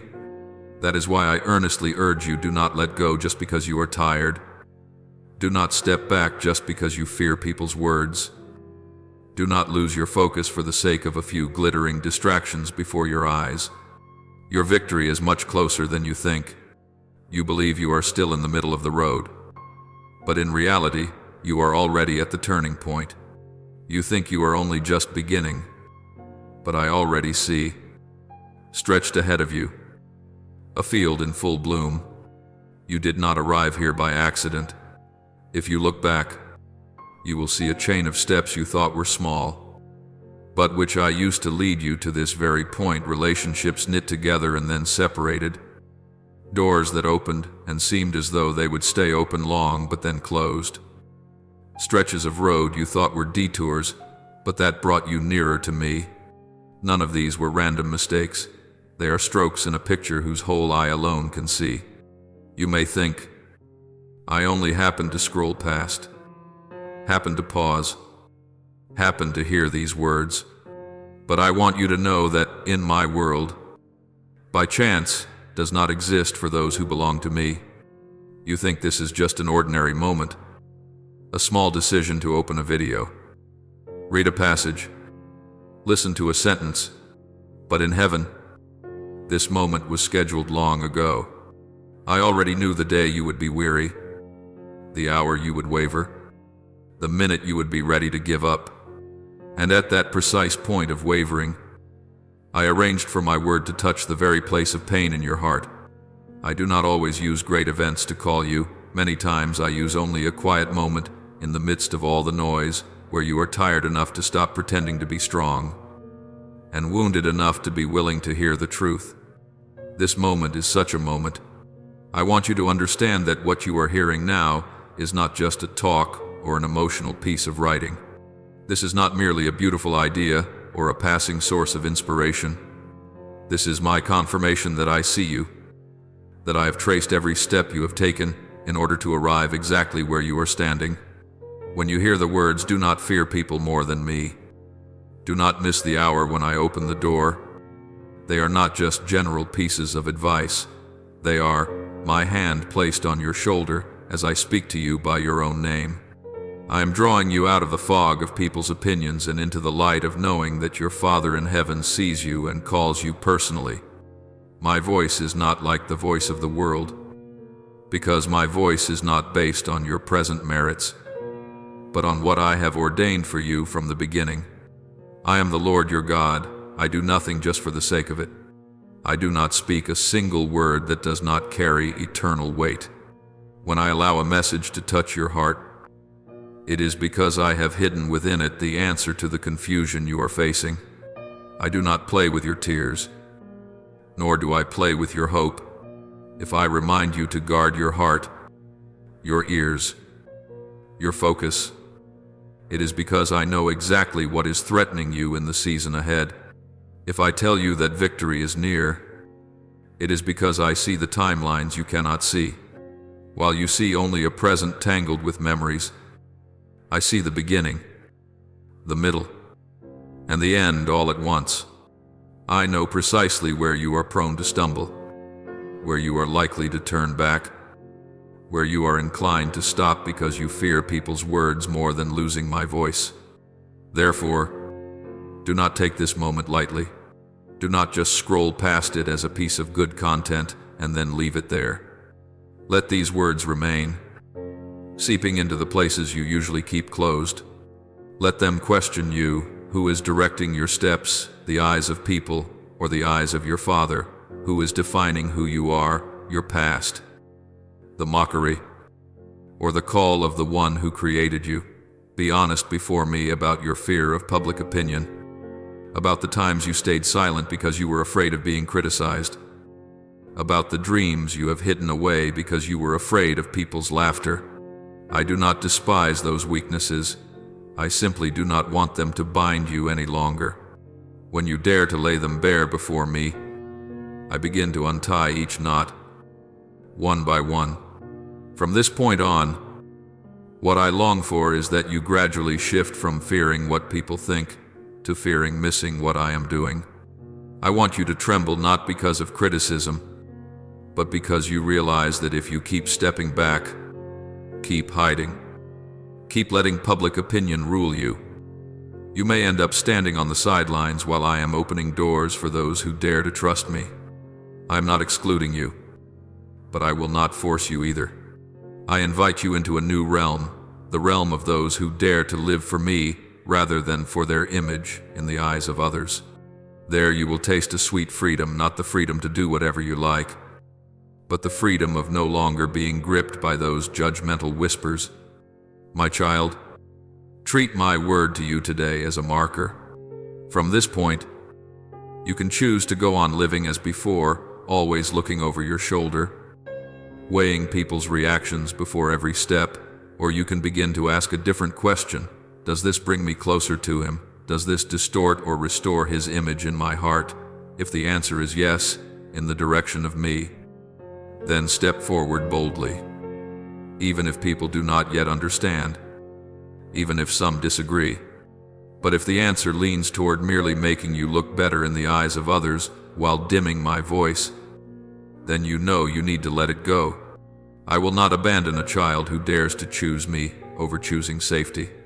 And as you walk on from this moment, even if it is only a small change in the way you think, the way you react, the way you face other people's opinions, remember that you are not walking alone. The one who is speaking to you now is the same, one who will go with you in every hidden choice. I will bring these words back to your mind at the very moment you are about to slip back into your old way of living. I will stir in you a holy discomfort whenever you agree to let public opinion rule you, not to crush you with guilt, but to remind you that you have been called to something deeper, stronger, more beautiful than that. And then, little by little, you will see, as your heart is guarded, your ears learn to be selective, and your focus is set in the right place. The harvest I have spoken of will begin to take shape, not loudly, not ostentatiously, but clearly and surely. You will realize that no detail in your journey has been superfluous, and there has never been a moment when I came to you merely to fill a gap. Each time I touch you, I turn your path a little.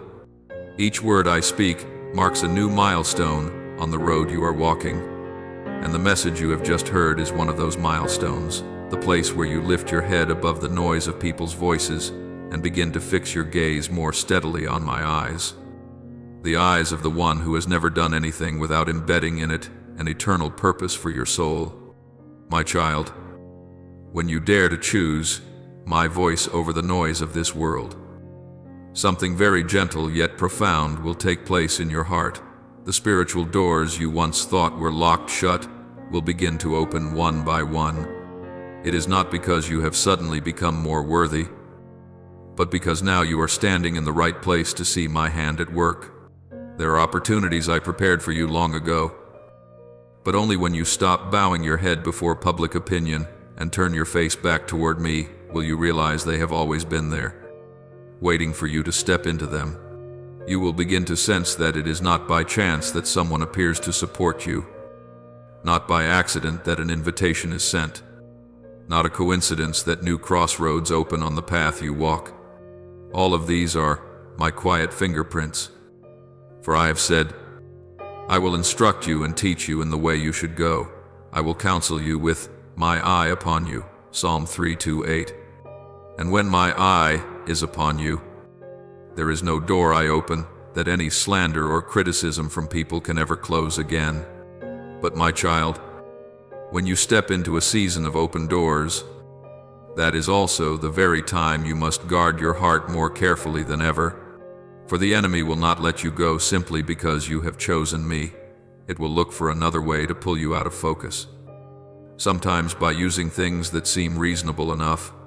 It will whisper to you to pause a little, just to relax, to compromise a little just to make life easier, to slow down in a kind of resignation so you will clash less with public opinion.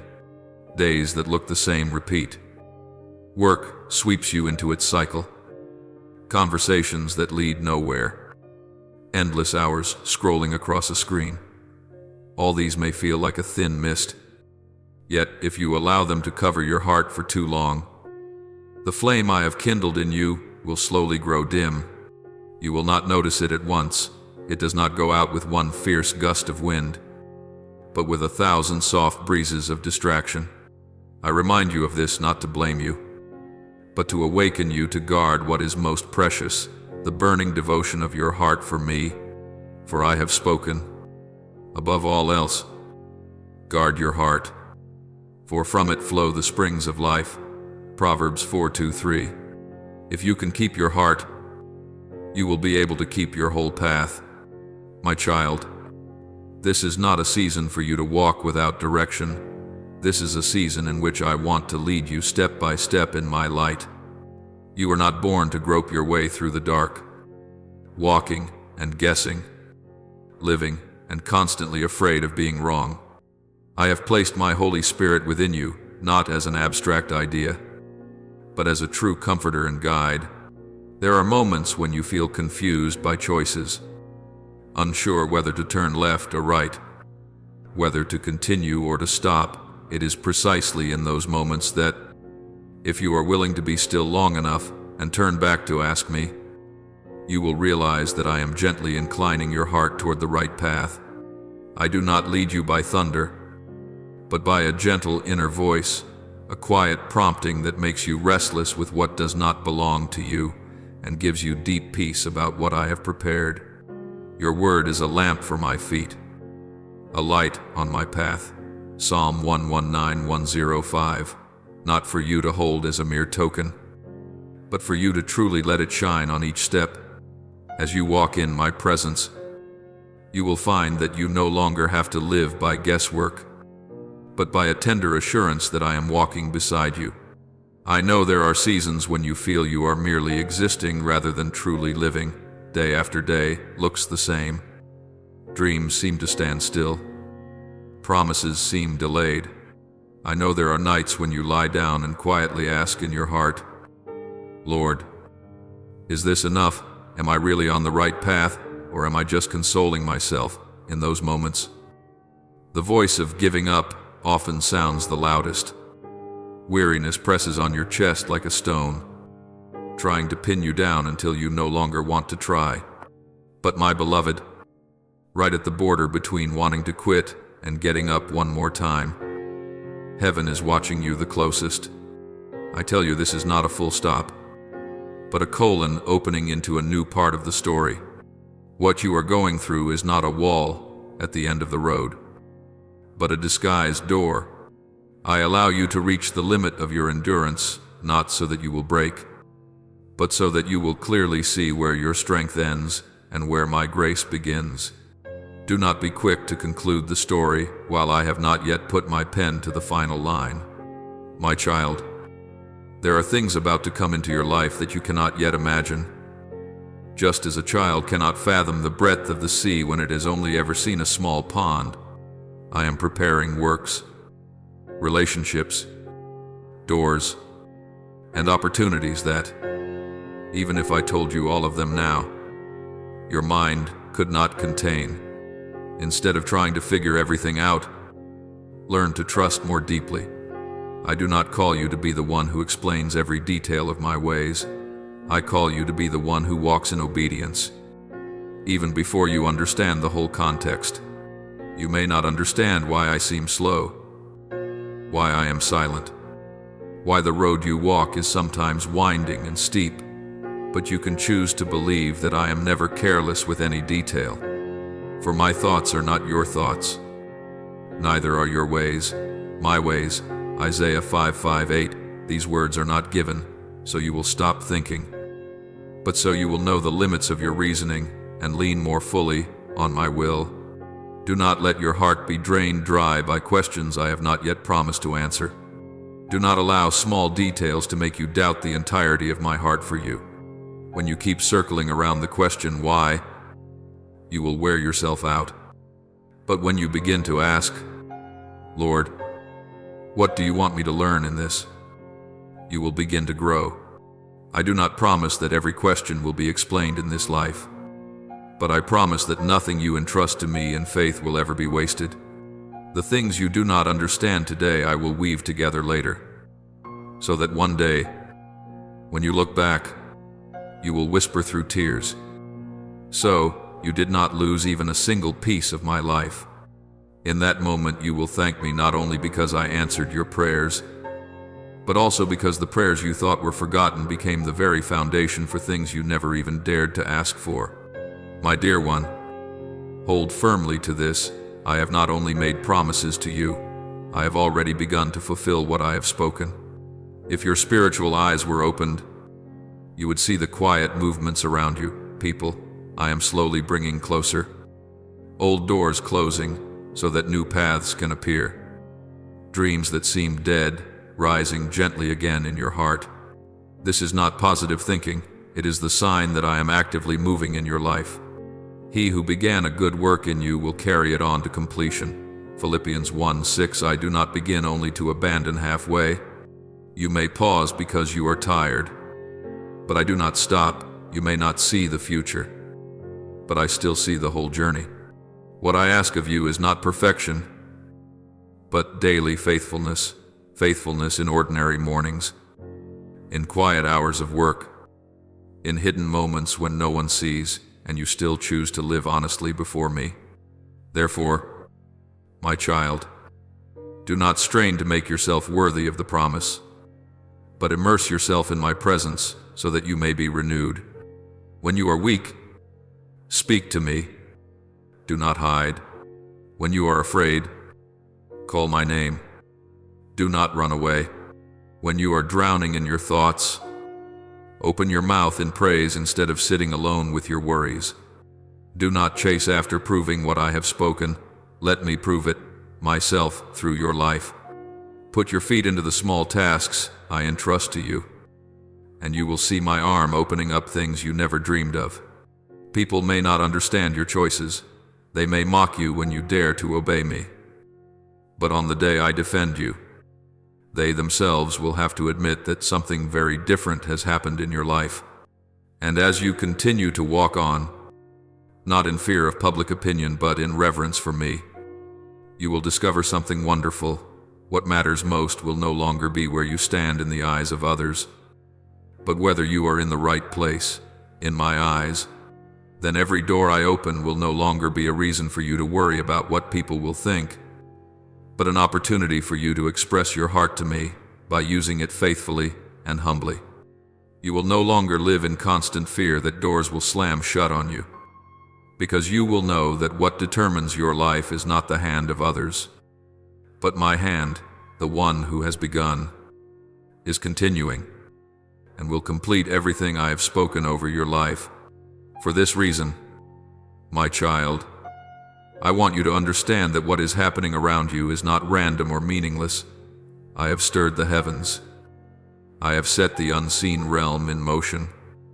I have sent angels ahead of you to prepare the way in places you cannot reach and to adjust details your mind could never control. and all for one purpose, that the time I have appointed for your life may be fulfilled, and that what I have spoken in secret may be revealed in the open. While you are still bewildered by your circumstances, I have already been changing the landscape where your eyes cannot see. I have touched the hearts of people you have never met. I have shifted the setting, opening pathways where everything once seemed shut. Now the only thing I seek in you is not extraordinary strength or superior wisdom, but a heart that is still willing to listen, a mind that is still willing to soften before me, a soul that refuses to let disappointment and weariness quietly choke the faith you had at first. I need you to remain in fellowship with me, not because I lack anything, but because if you disconnect yourself from the source of life, then, even though I have arranged everything, you can still miss it simply because you are no longer sensitive enough to recognize it. So I plead with you, do not close the door of your heart. Do not let old wounds force you into silence before me. Do not let people's words, moments of being despised, or prayers that seem unanswered turn you into someone who builds walls around yourself. Let your heart stay open, for only then can you discern what is my voice and what is the noise of the world. Only then will you clearly see my hand at work behind each seemingly meaningless upheaval of recent days. Remember, the moment I have appointed is still drawing near. The spiritual clock I started in your life has never stopped, not even for a beat. Every morning you wake up, every night you toss and turn, every time you sigh from weariness, all of it is being counted into that timeline. Each small moment is quietly bringing you closer to the point when my word will become reality. When that day comes, when your eyes see what you have long carried only as a fragile hope in your heart, you will be astonished to realize that not a single time you knelt was unnecessary. Not one sleepless night was wasted. Not one cry of anguish fell into an empty void. Everything has been gathered, pressed down, accumulated like waters rising behind a dam, waiting only for me to say, it is time, and it will burst forth as a flood of blessing over you. You will look back and understand why I allowed delays, detours, and moments when you felt abandoned, for these very things have trained your soul, making it deep enough to hold what I am about to give. For a great promise placed on a shallow heart will only cause a person to shatter, but a great promise laid upon a heart that has been refined by fire will become a blessing to many others. I assure you I have not brought you along a long road just so you would stop at the finish line. I have not led you through winding seasons of testing, through times of being misunderstood, through doors slammed in your face, only to leave you standing right beside the wall of the promise. That is not my nature.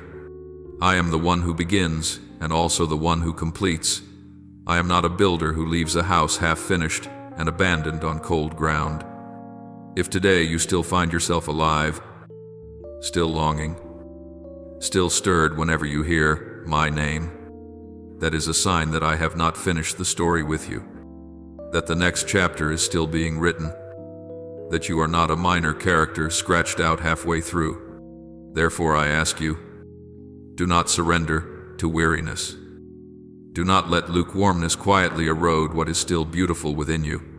I know there have been moments when you wanted to shut every door, to stop believing, stop hoping, stop expecting anything more so that you would not have to hurt again. But my child, if you allow your soul to freeze like that, you yourself will become the one who breaks down the bridge leading to the harvest you have watered with your own tears.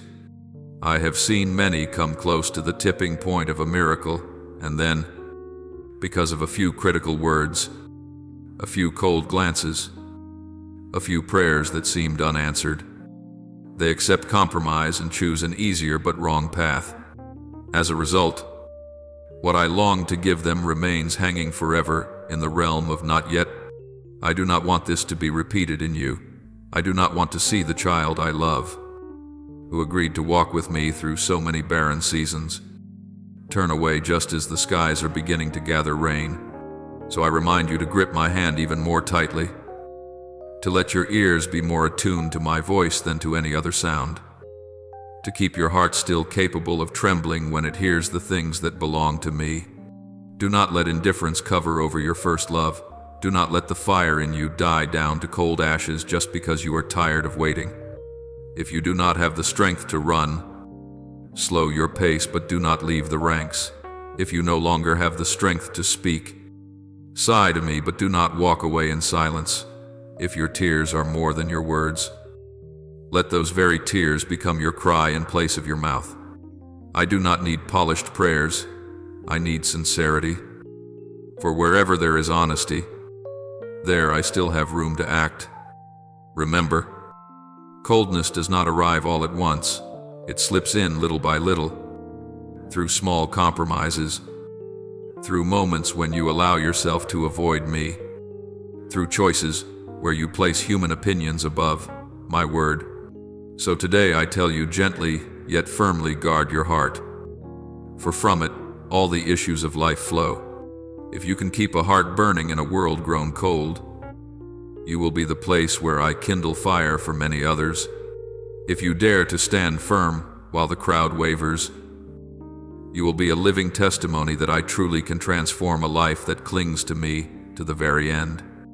And it is precisely when you decide not to let discouragement and coldness steal your portion that you will see the doors I have spoken of so many times begin to open, not because you force them, but because my own hand opens them for the child who has chosen to trust me to the very end. Right now, as you are sitting here allowing your heart to open to the words I am speaking, you may not realize that this is not just a few minutes passing amid countless other pieces of content out there, but a very special moment in your spiritual life, a moment when the unseen realm is drawing very near to your reality, where I quietly step into that small space to ask you a very personal question. Do you still want to walk on with me? I am not looking for great feats from you. I am not waiting for you to do something loud and impressive. I am simply asking whether there is still a small yes in your heart for me, and so that this yes is not only in your thoughts. I invite you to use the very hands holding your phone, touching the screen, as a visible sign of what is happening invisibly. Respond to me with a simple action that carries spiritual meaning.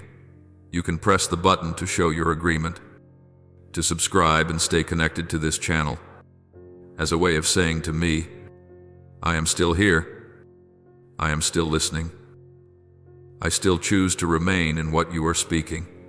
To others it may look like just an ordinary tap, but to me, I see it as a seal in your soul, like the memorial stones my people once set up whenever I did something among them, to forever remind them, it was right here that the Lord met me.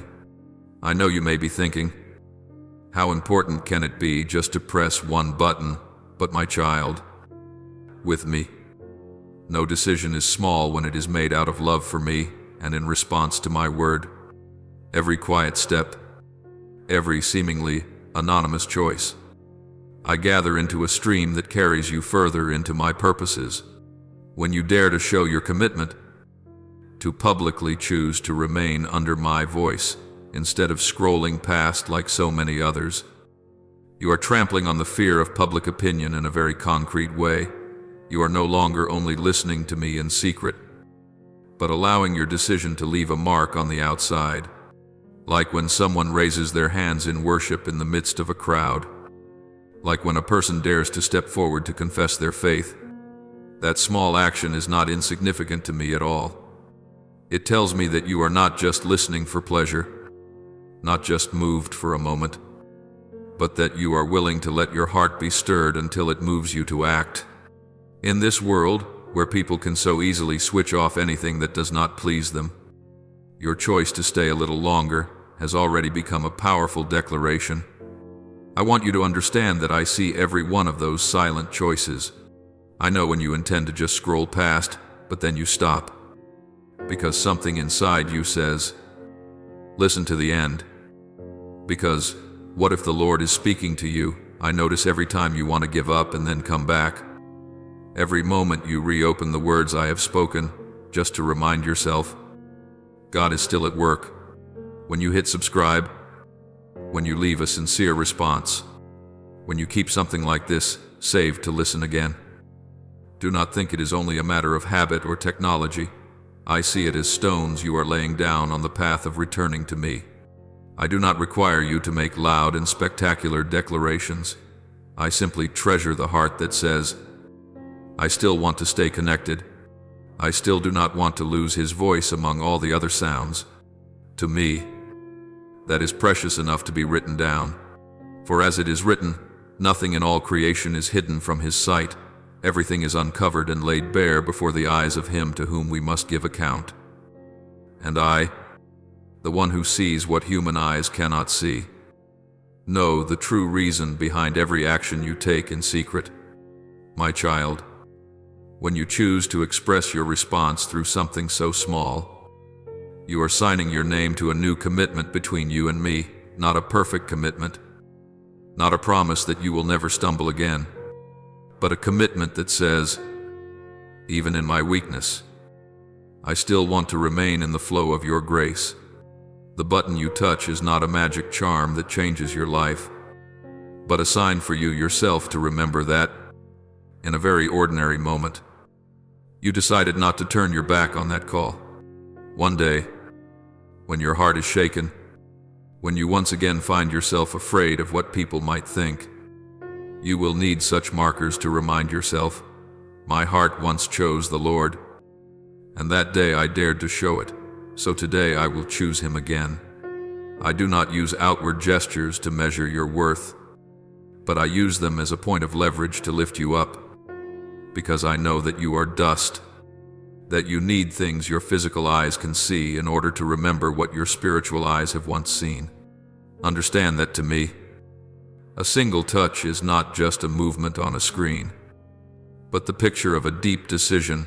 Wherever you touch, your heart is already moving toward that place. The world pulls your hand in every direction, inviting you to touch all kinds of content that draw your spirit away from me. But today, I invite you to use that same familiar gesture to turn back to me. You are not touching what is useless. You are touching what softens your heart, what stirs your faith again. When you do that with the awareness, I am doing this because I want to cooperate with what God is speaking. I want to stay connected to the source that nourishes my soul. That action becomes a wordless prayer. Amid so many things racing to measure and capture your attention, I delight to see you offer a portion of that attention to me. That is the portion I use to sow new seeds into your heart. I speak to you as a gentle father. Do not despise small choices. The doors I open in the spiritual realm are often pushed open by things that seem very small. One day, you will realize that the great turning points of your life did not begin with noisy events, but with an ordinary evening when you listened and quietly nodded your agreement with me. Today can be such a day, when you decide not just to listen and be done, but to mark in your heart, I want to continue this journey. You have taken one more step out of the fear of people's opinions and closer to the moment when I will defend you and lift you up. Others may not notice, but I, the one who has called you by your very name, take note of it all. As the promise says, your Father, who sees what is done in secret, will reward you, and I reward not only with material things, but with inner renewal, with strength, with peace, and with a clear direction for the days ahead of you. So, my child, if you are sensing a gentle stirring in your heart, do not quench it. Do not say, maybe next time. Do not let embarrassment or the habit of just scrolling past everything pull you out of this moment. Respond to me in your own way. It may be a touch, a comment of confession, a decision to save this content, to remind yourself later, as long as it is something you do in honesty. I understand the spiritual meaning behind it. I see when you choose to stay a few minutes longer, even when your mind wants to go elsewhere. I cherish it when you say in your heart, I will not leave you halfway again. I want to go with you to the end. And that alone already gives me a reason to pour out on you what I have long prepared. Nothing you do out of love for me is ever wasted. Not even a hidden act that no one praises. When you choose to stand firm, to keep listening, to keep believing, you are opening over your life a new stream of water that connects what I have spoken with and what will unfold ahead. From this hidden place, I will lead you farther than you imagine. And one day, when you look back, you will realize that the first step of a new season was marked by a very simple decision you thought was insignificant, the decision to remain under my word. The decision not to let the fear of what people think become stronger than your longing to be close to me.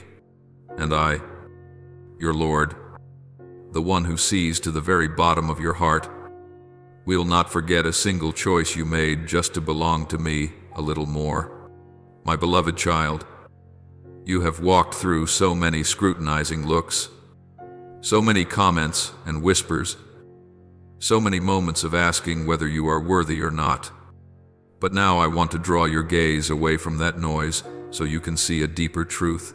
There is no moment in your life so small that it is unnecessary in my eyes.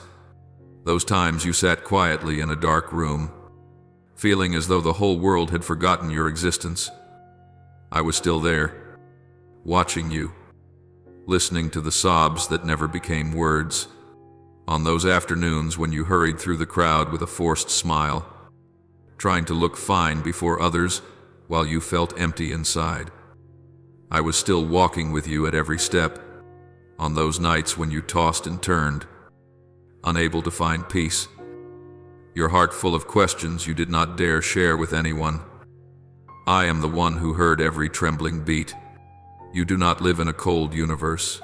The entire story of your life lies in the palm of my hand, and no detail is left behind.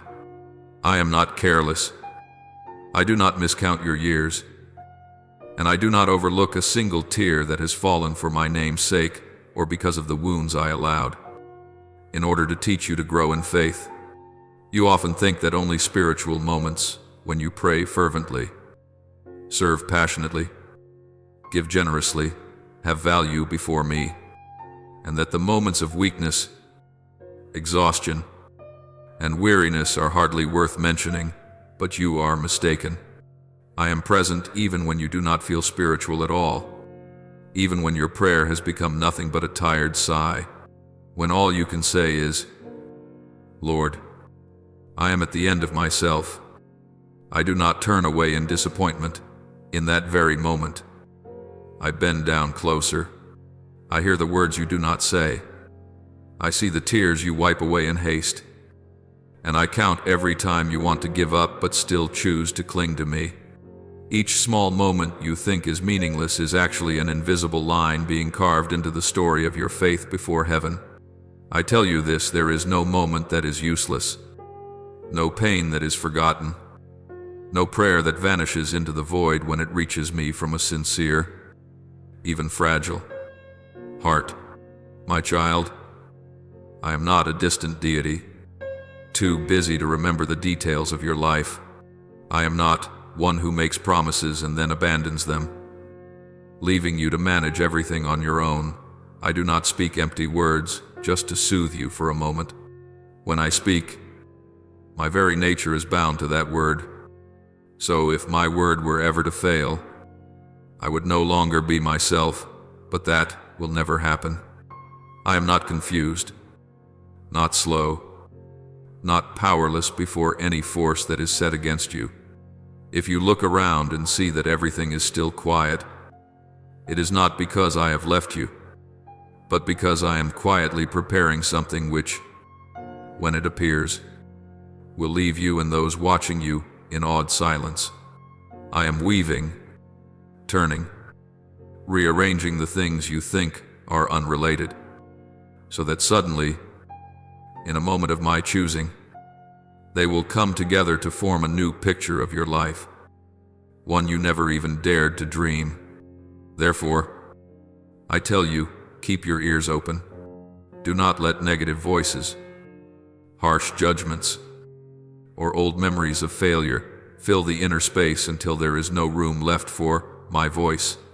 I do not speak to you only in unusual moments. I often whisper through very ordinary things, a verse of scripture suddenly rising in your mind, a song that unexpectedly touches the painful place, a friend who accidentally speaks right into what you are hiding. This is how I gently nudge your soul. Be watchful, not in panic, but in the sensitivity of faith, so that you can discern when I am knocking on the door of a new season. You think everything will just stay dull and drawn out like this, but I am preparing a turning point. Do not let weariness make your ears heavy. Ask me to anoint your heart afresh, so you can hear every spiritual movement shifting around you. What I am about to do in your life will not be a small patch or minor adjustment, but a deep shift, so profound that when you look back you will see a clear boundary between before and after. I do not upgrade your life the way people update a software version. I reshape the way you see me, the way you see yourself, and the way you see the meaning of your life.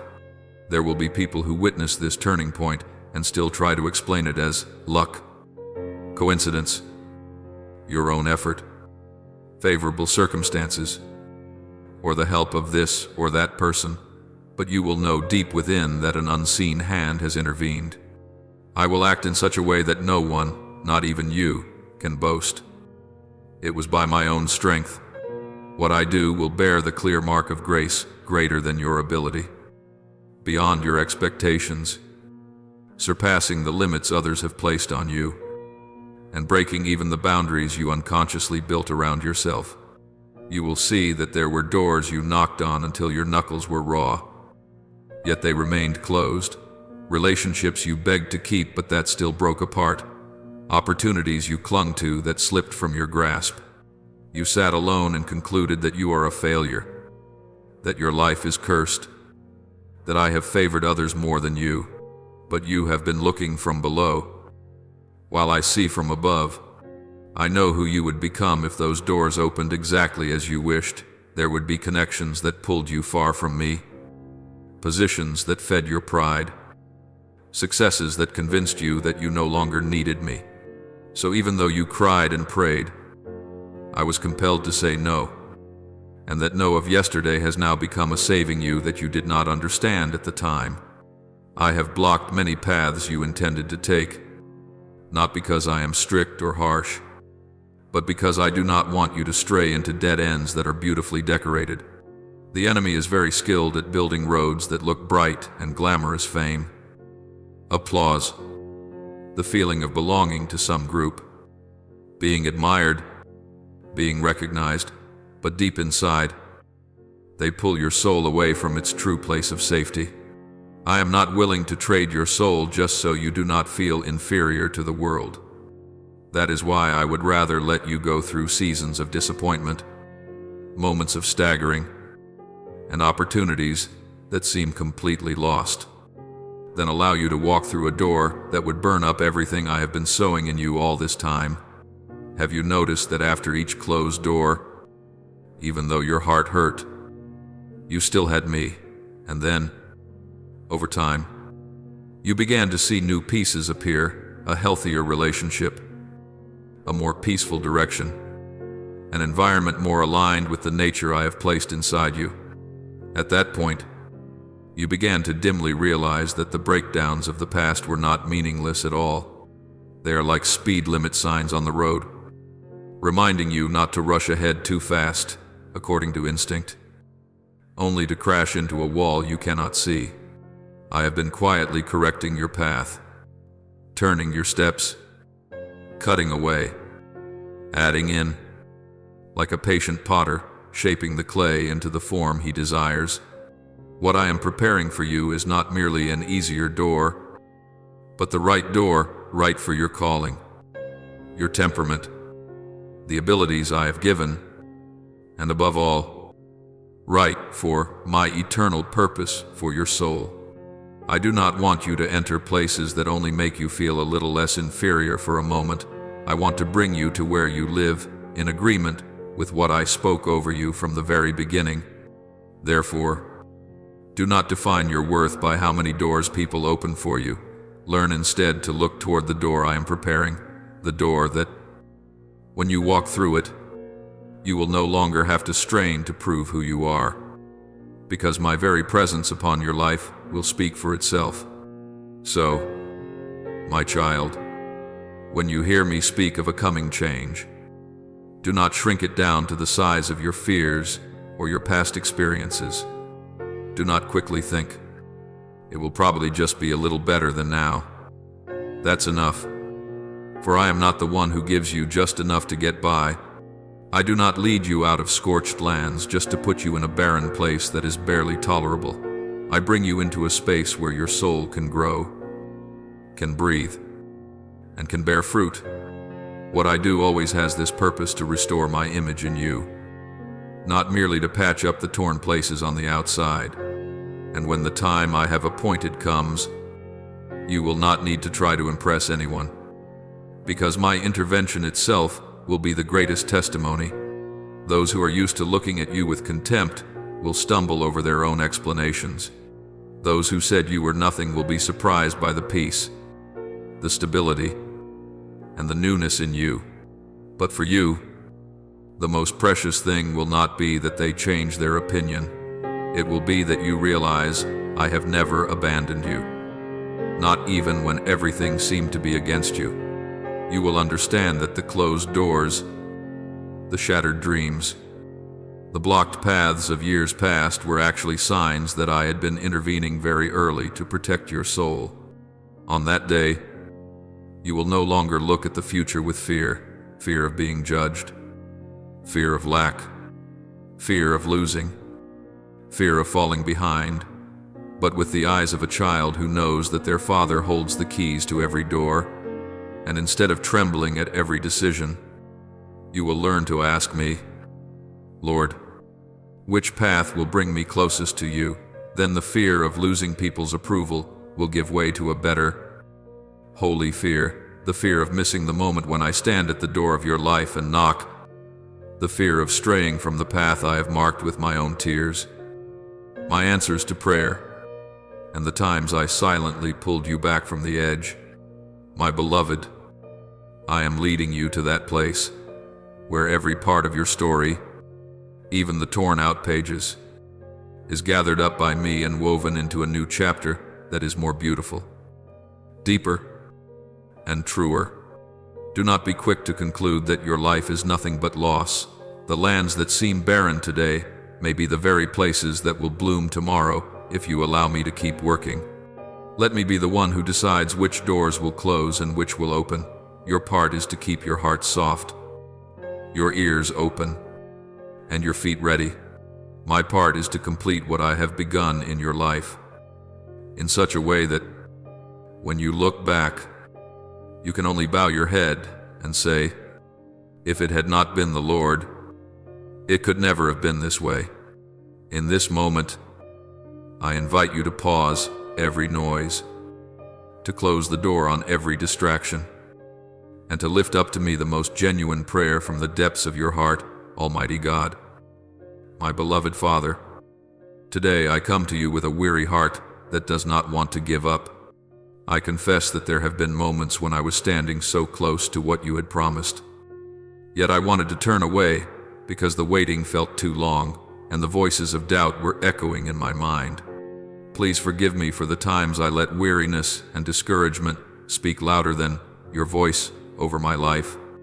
Lord, would you touch me once again, renew my faith, and strengthen me so that I do not, by my own will, step off the path you have chosen for me.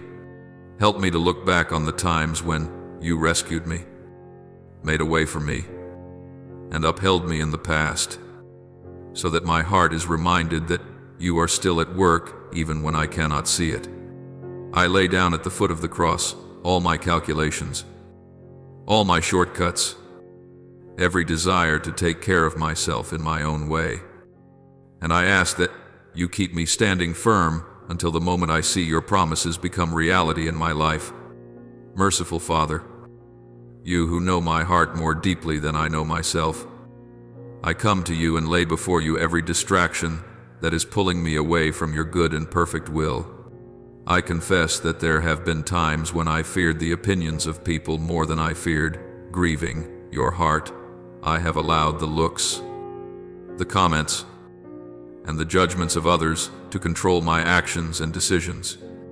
Please forgive me, Lord, for the times I did not dare to obey your voice simply because I was afraid of being mocked, misunderstood, or looked down on. Lord, please place within me a holy fear of you that is greater than every other fear, so that I will choose what you say even when it means going against the crowd. Let my ears become sensitive to the voice of the Holy Spirit, and grant me courage to step out of every circle of human control and public opinion, so that I may live as someone who truly belongs to you and is no longer bound by the thoughts and judgments of people. Almighty God, I bow my head in gratitude because you did not allow me to drift away in my own spiritual slumber. There have been seasons when I lived as if there were still plenty of time, indulging in procrastination and remaining indifferent to your call. Yet in your mercy, you awakened me.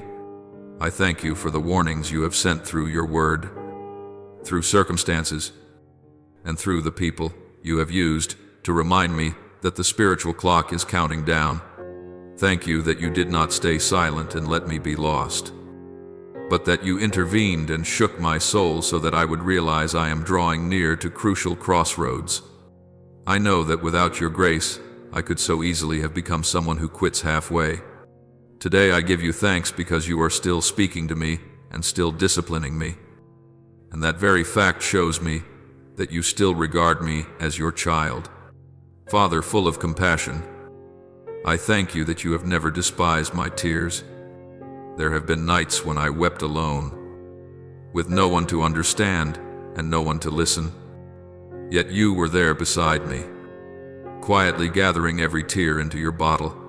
Thank you that you have not allowed my pain to be meaningless, but have used it like seeds sown into the ground which, in due season, blossom into comfort, maturity, and living testimonies.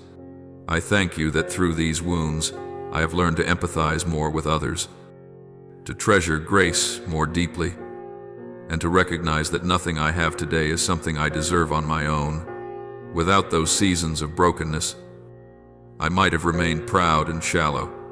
Today, I bow in gratitude because you have been present in every one of my hurts, and I believe you will continue to use all of them to work out a goodness far greater than anything I could imagine. I offer this prayer in the holy name of the Lord Jesus Christ.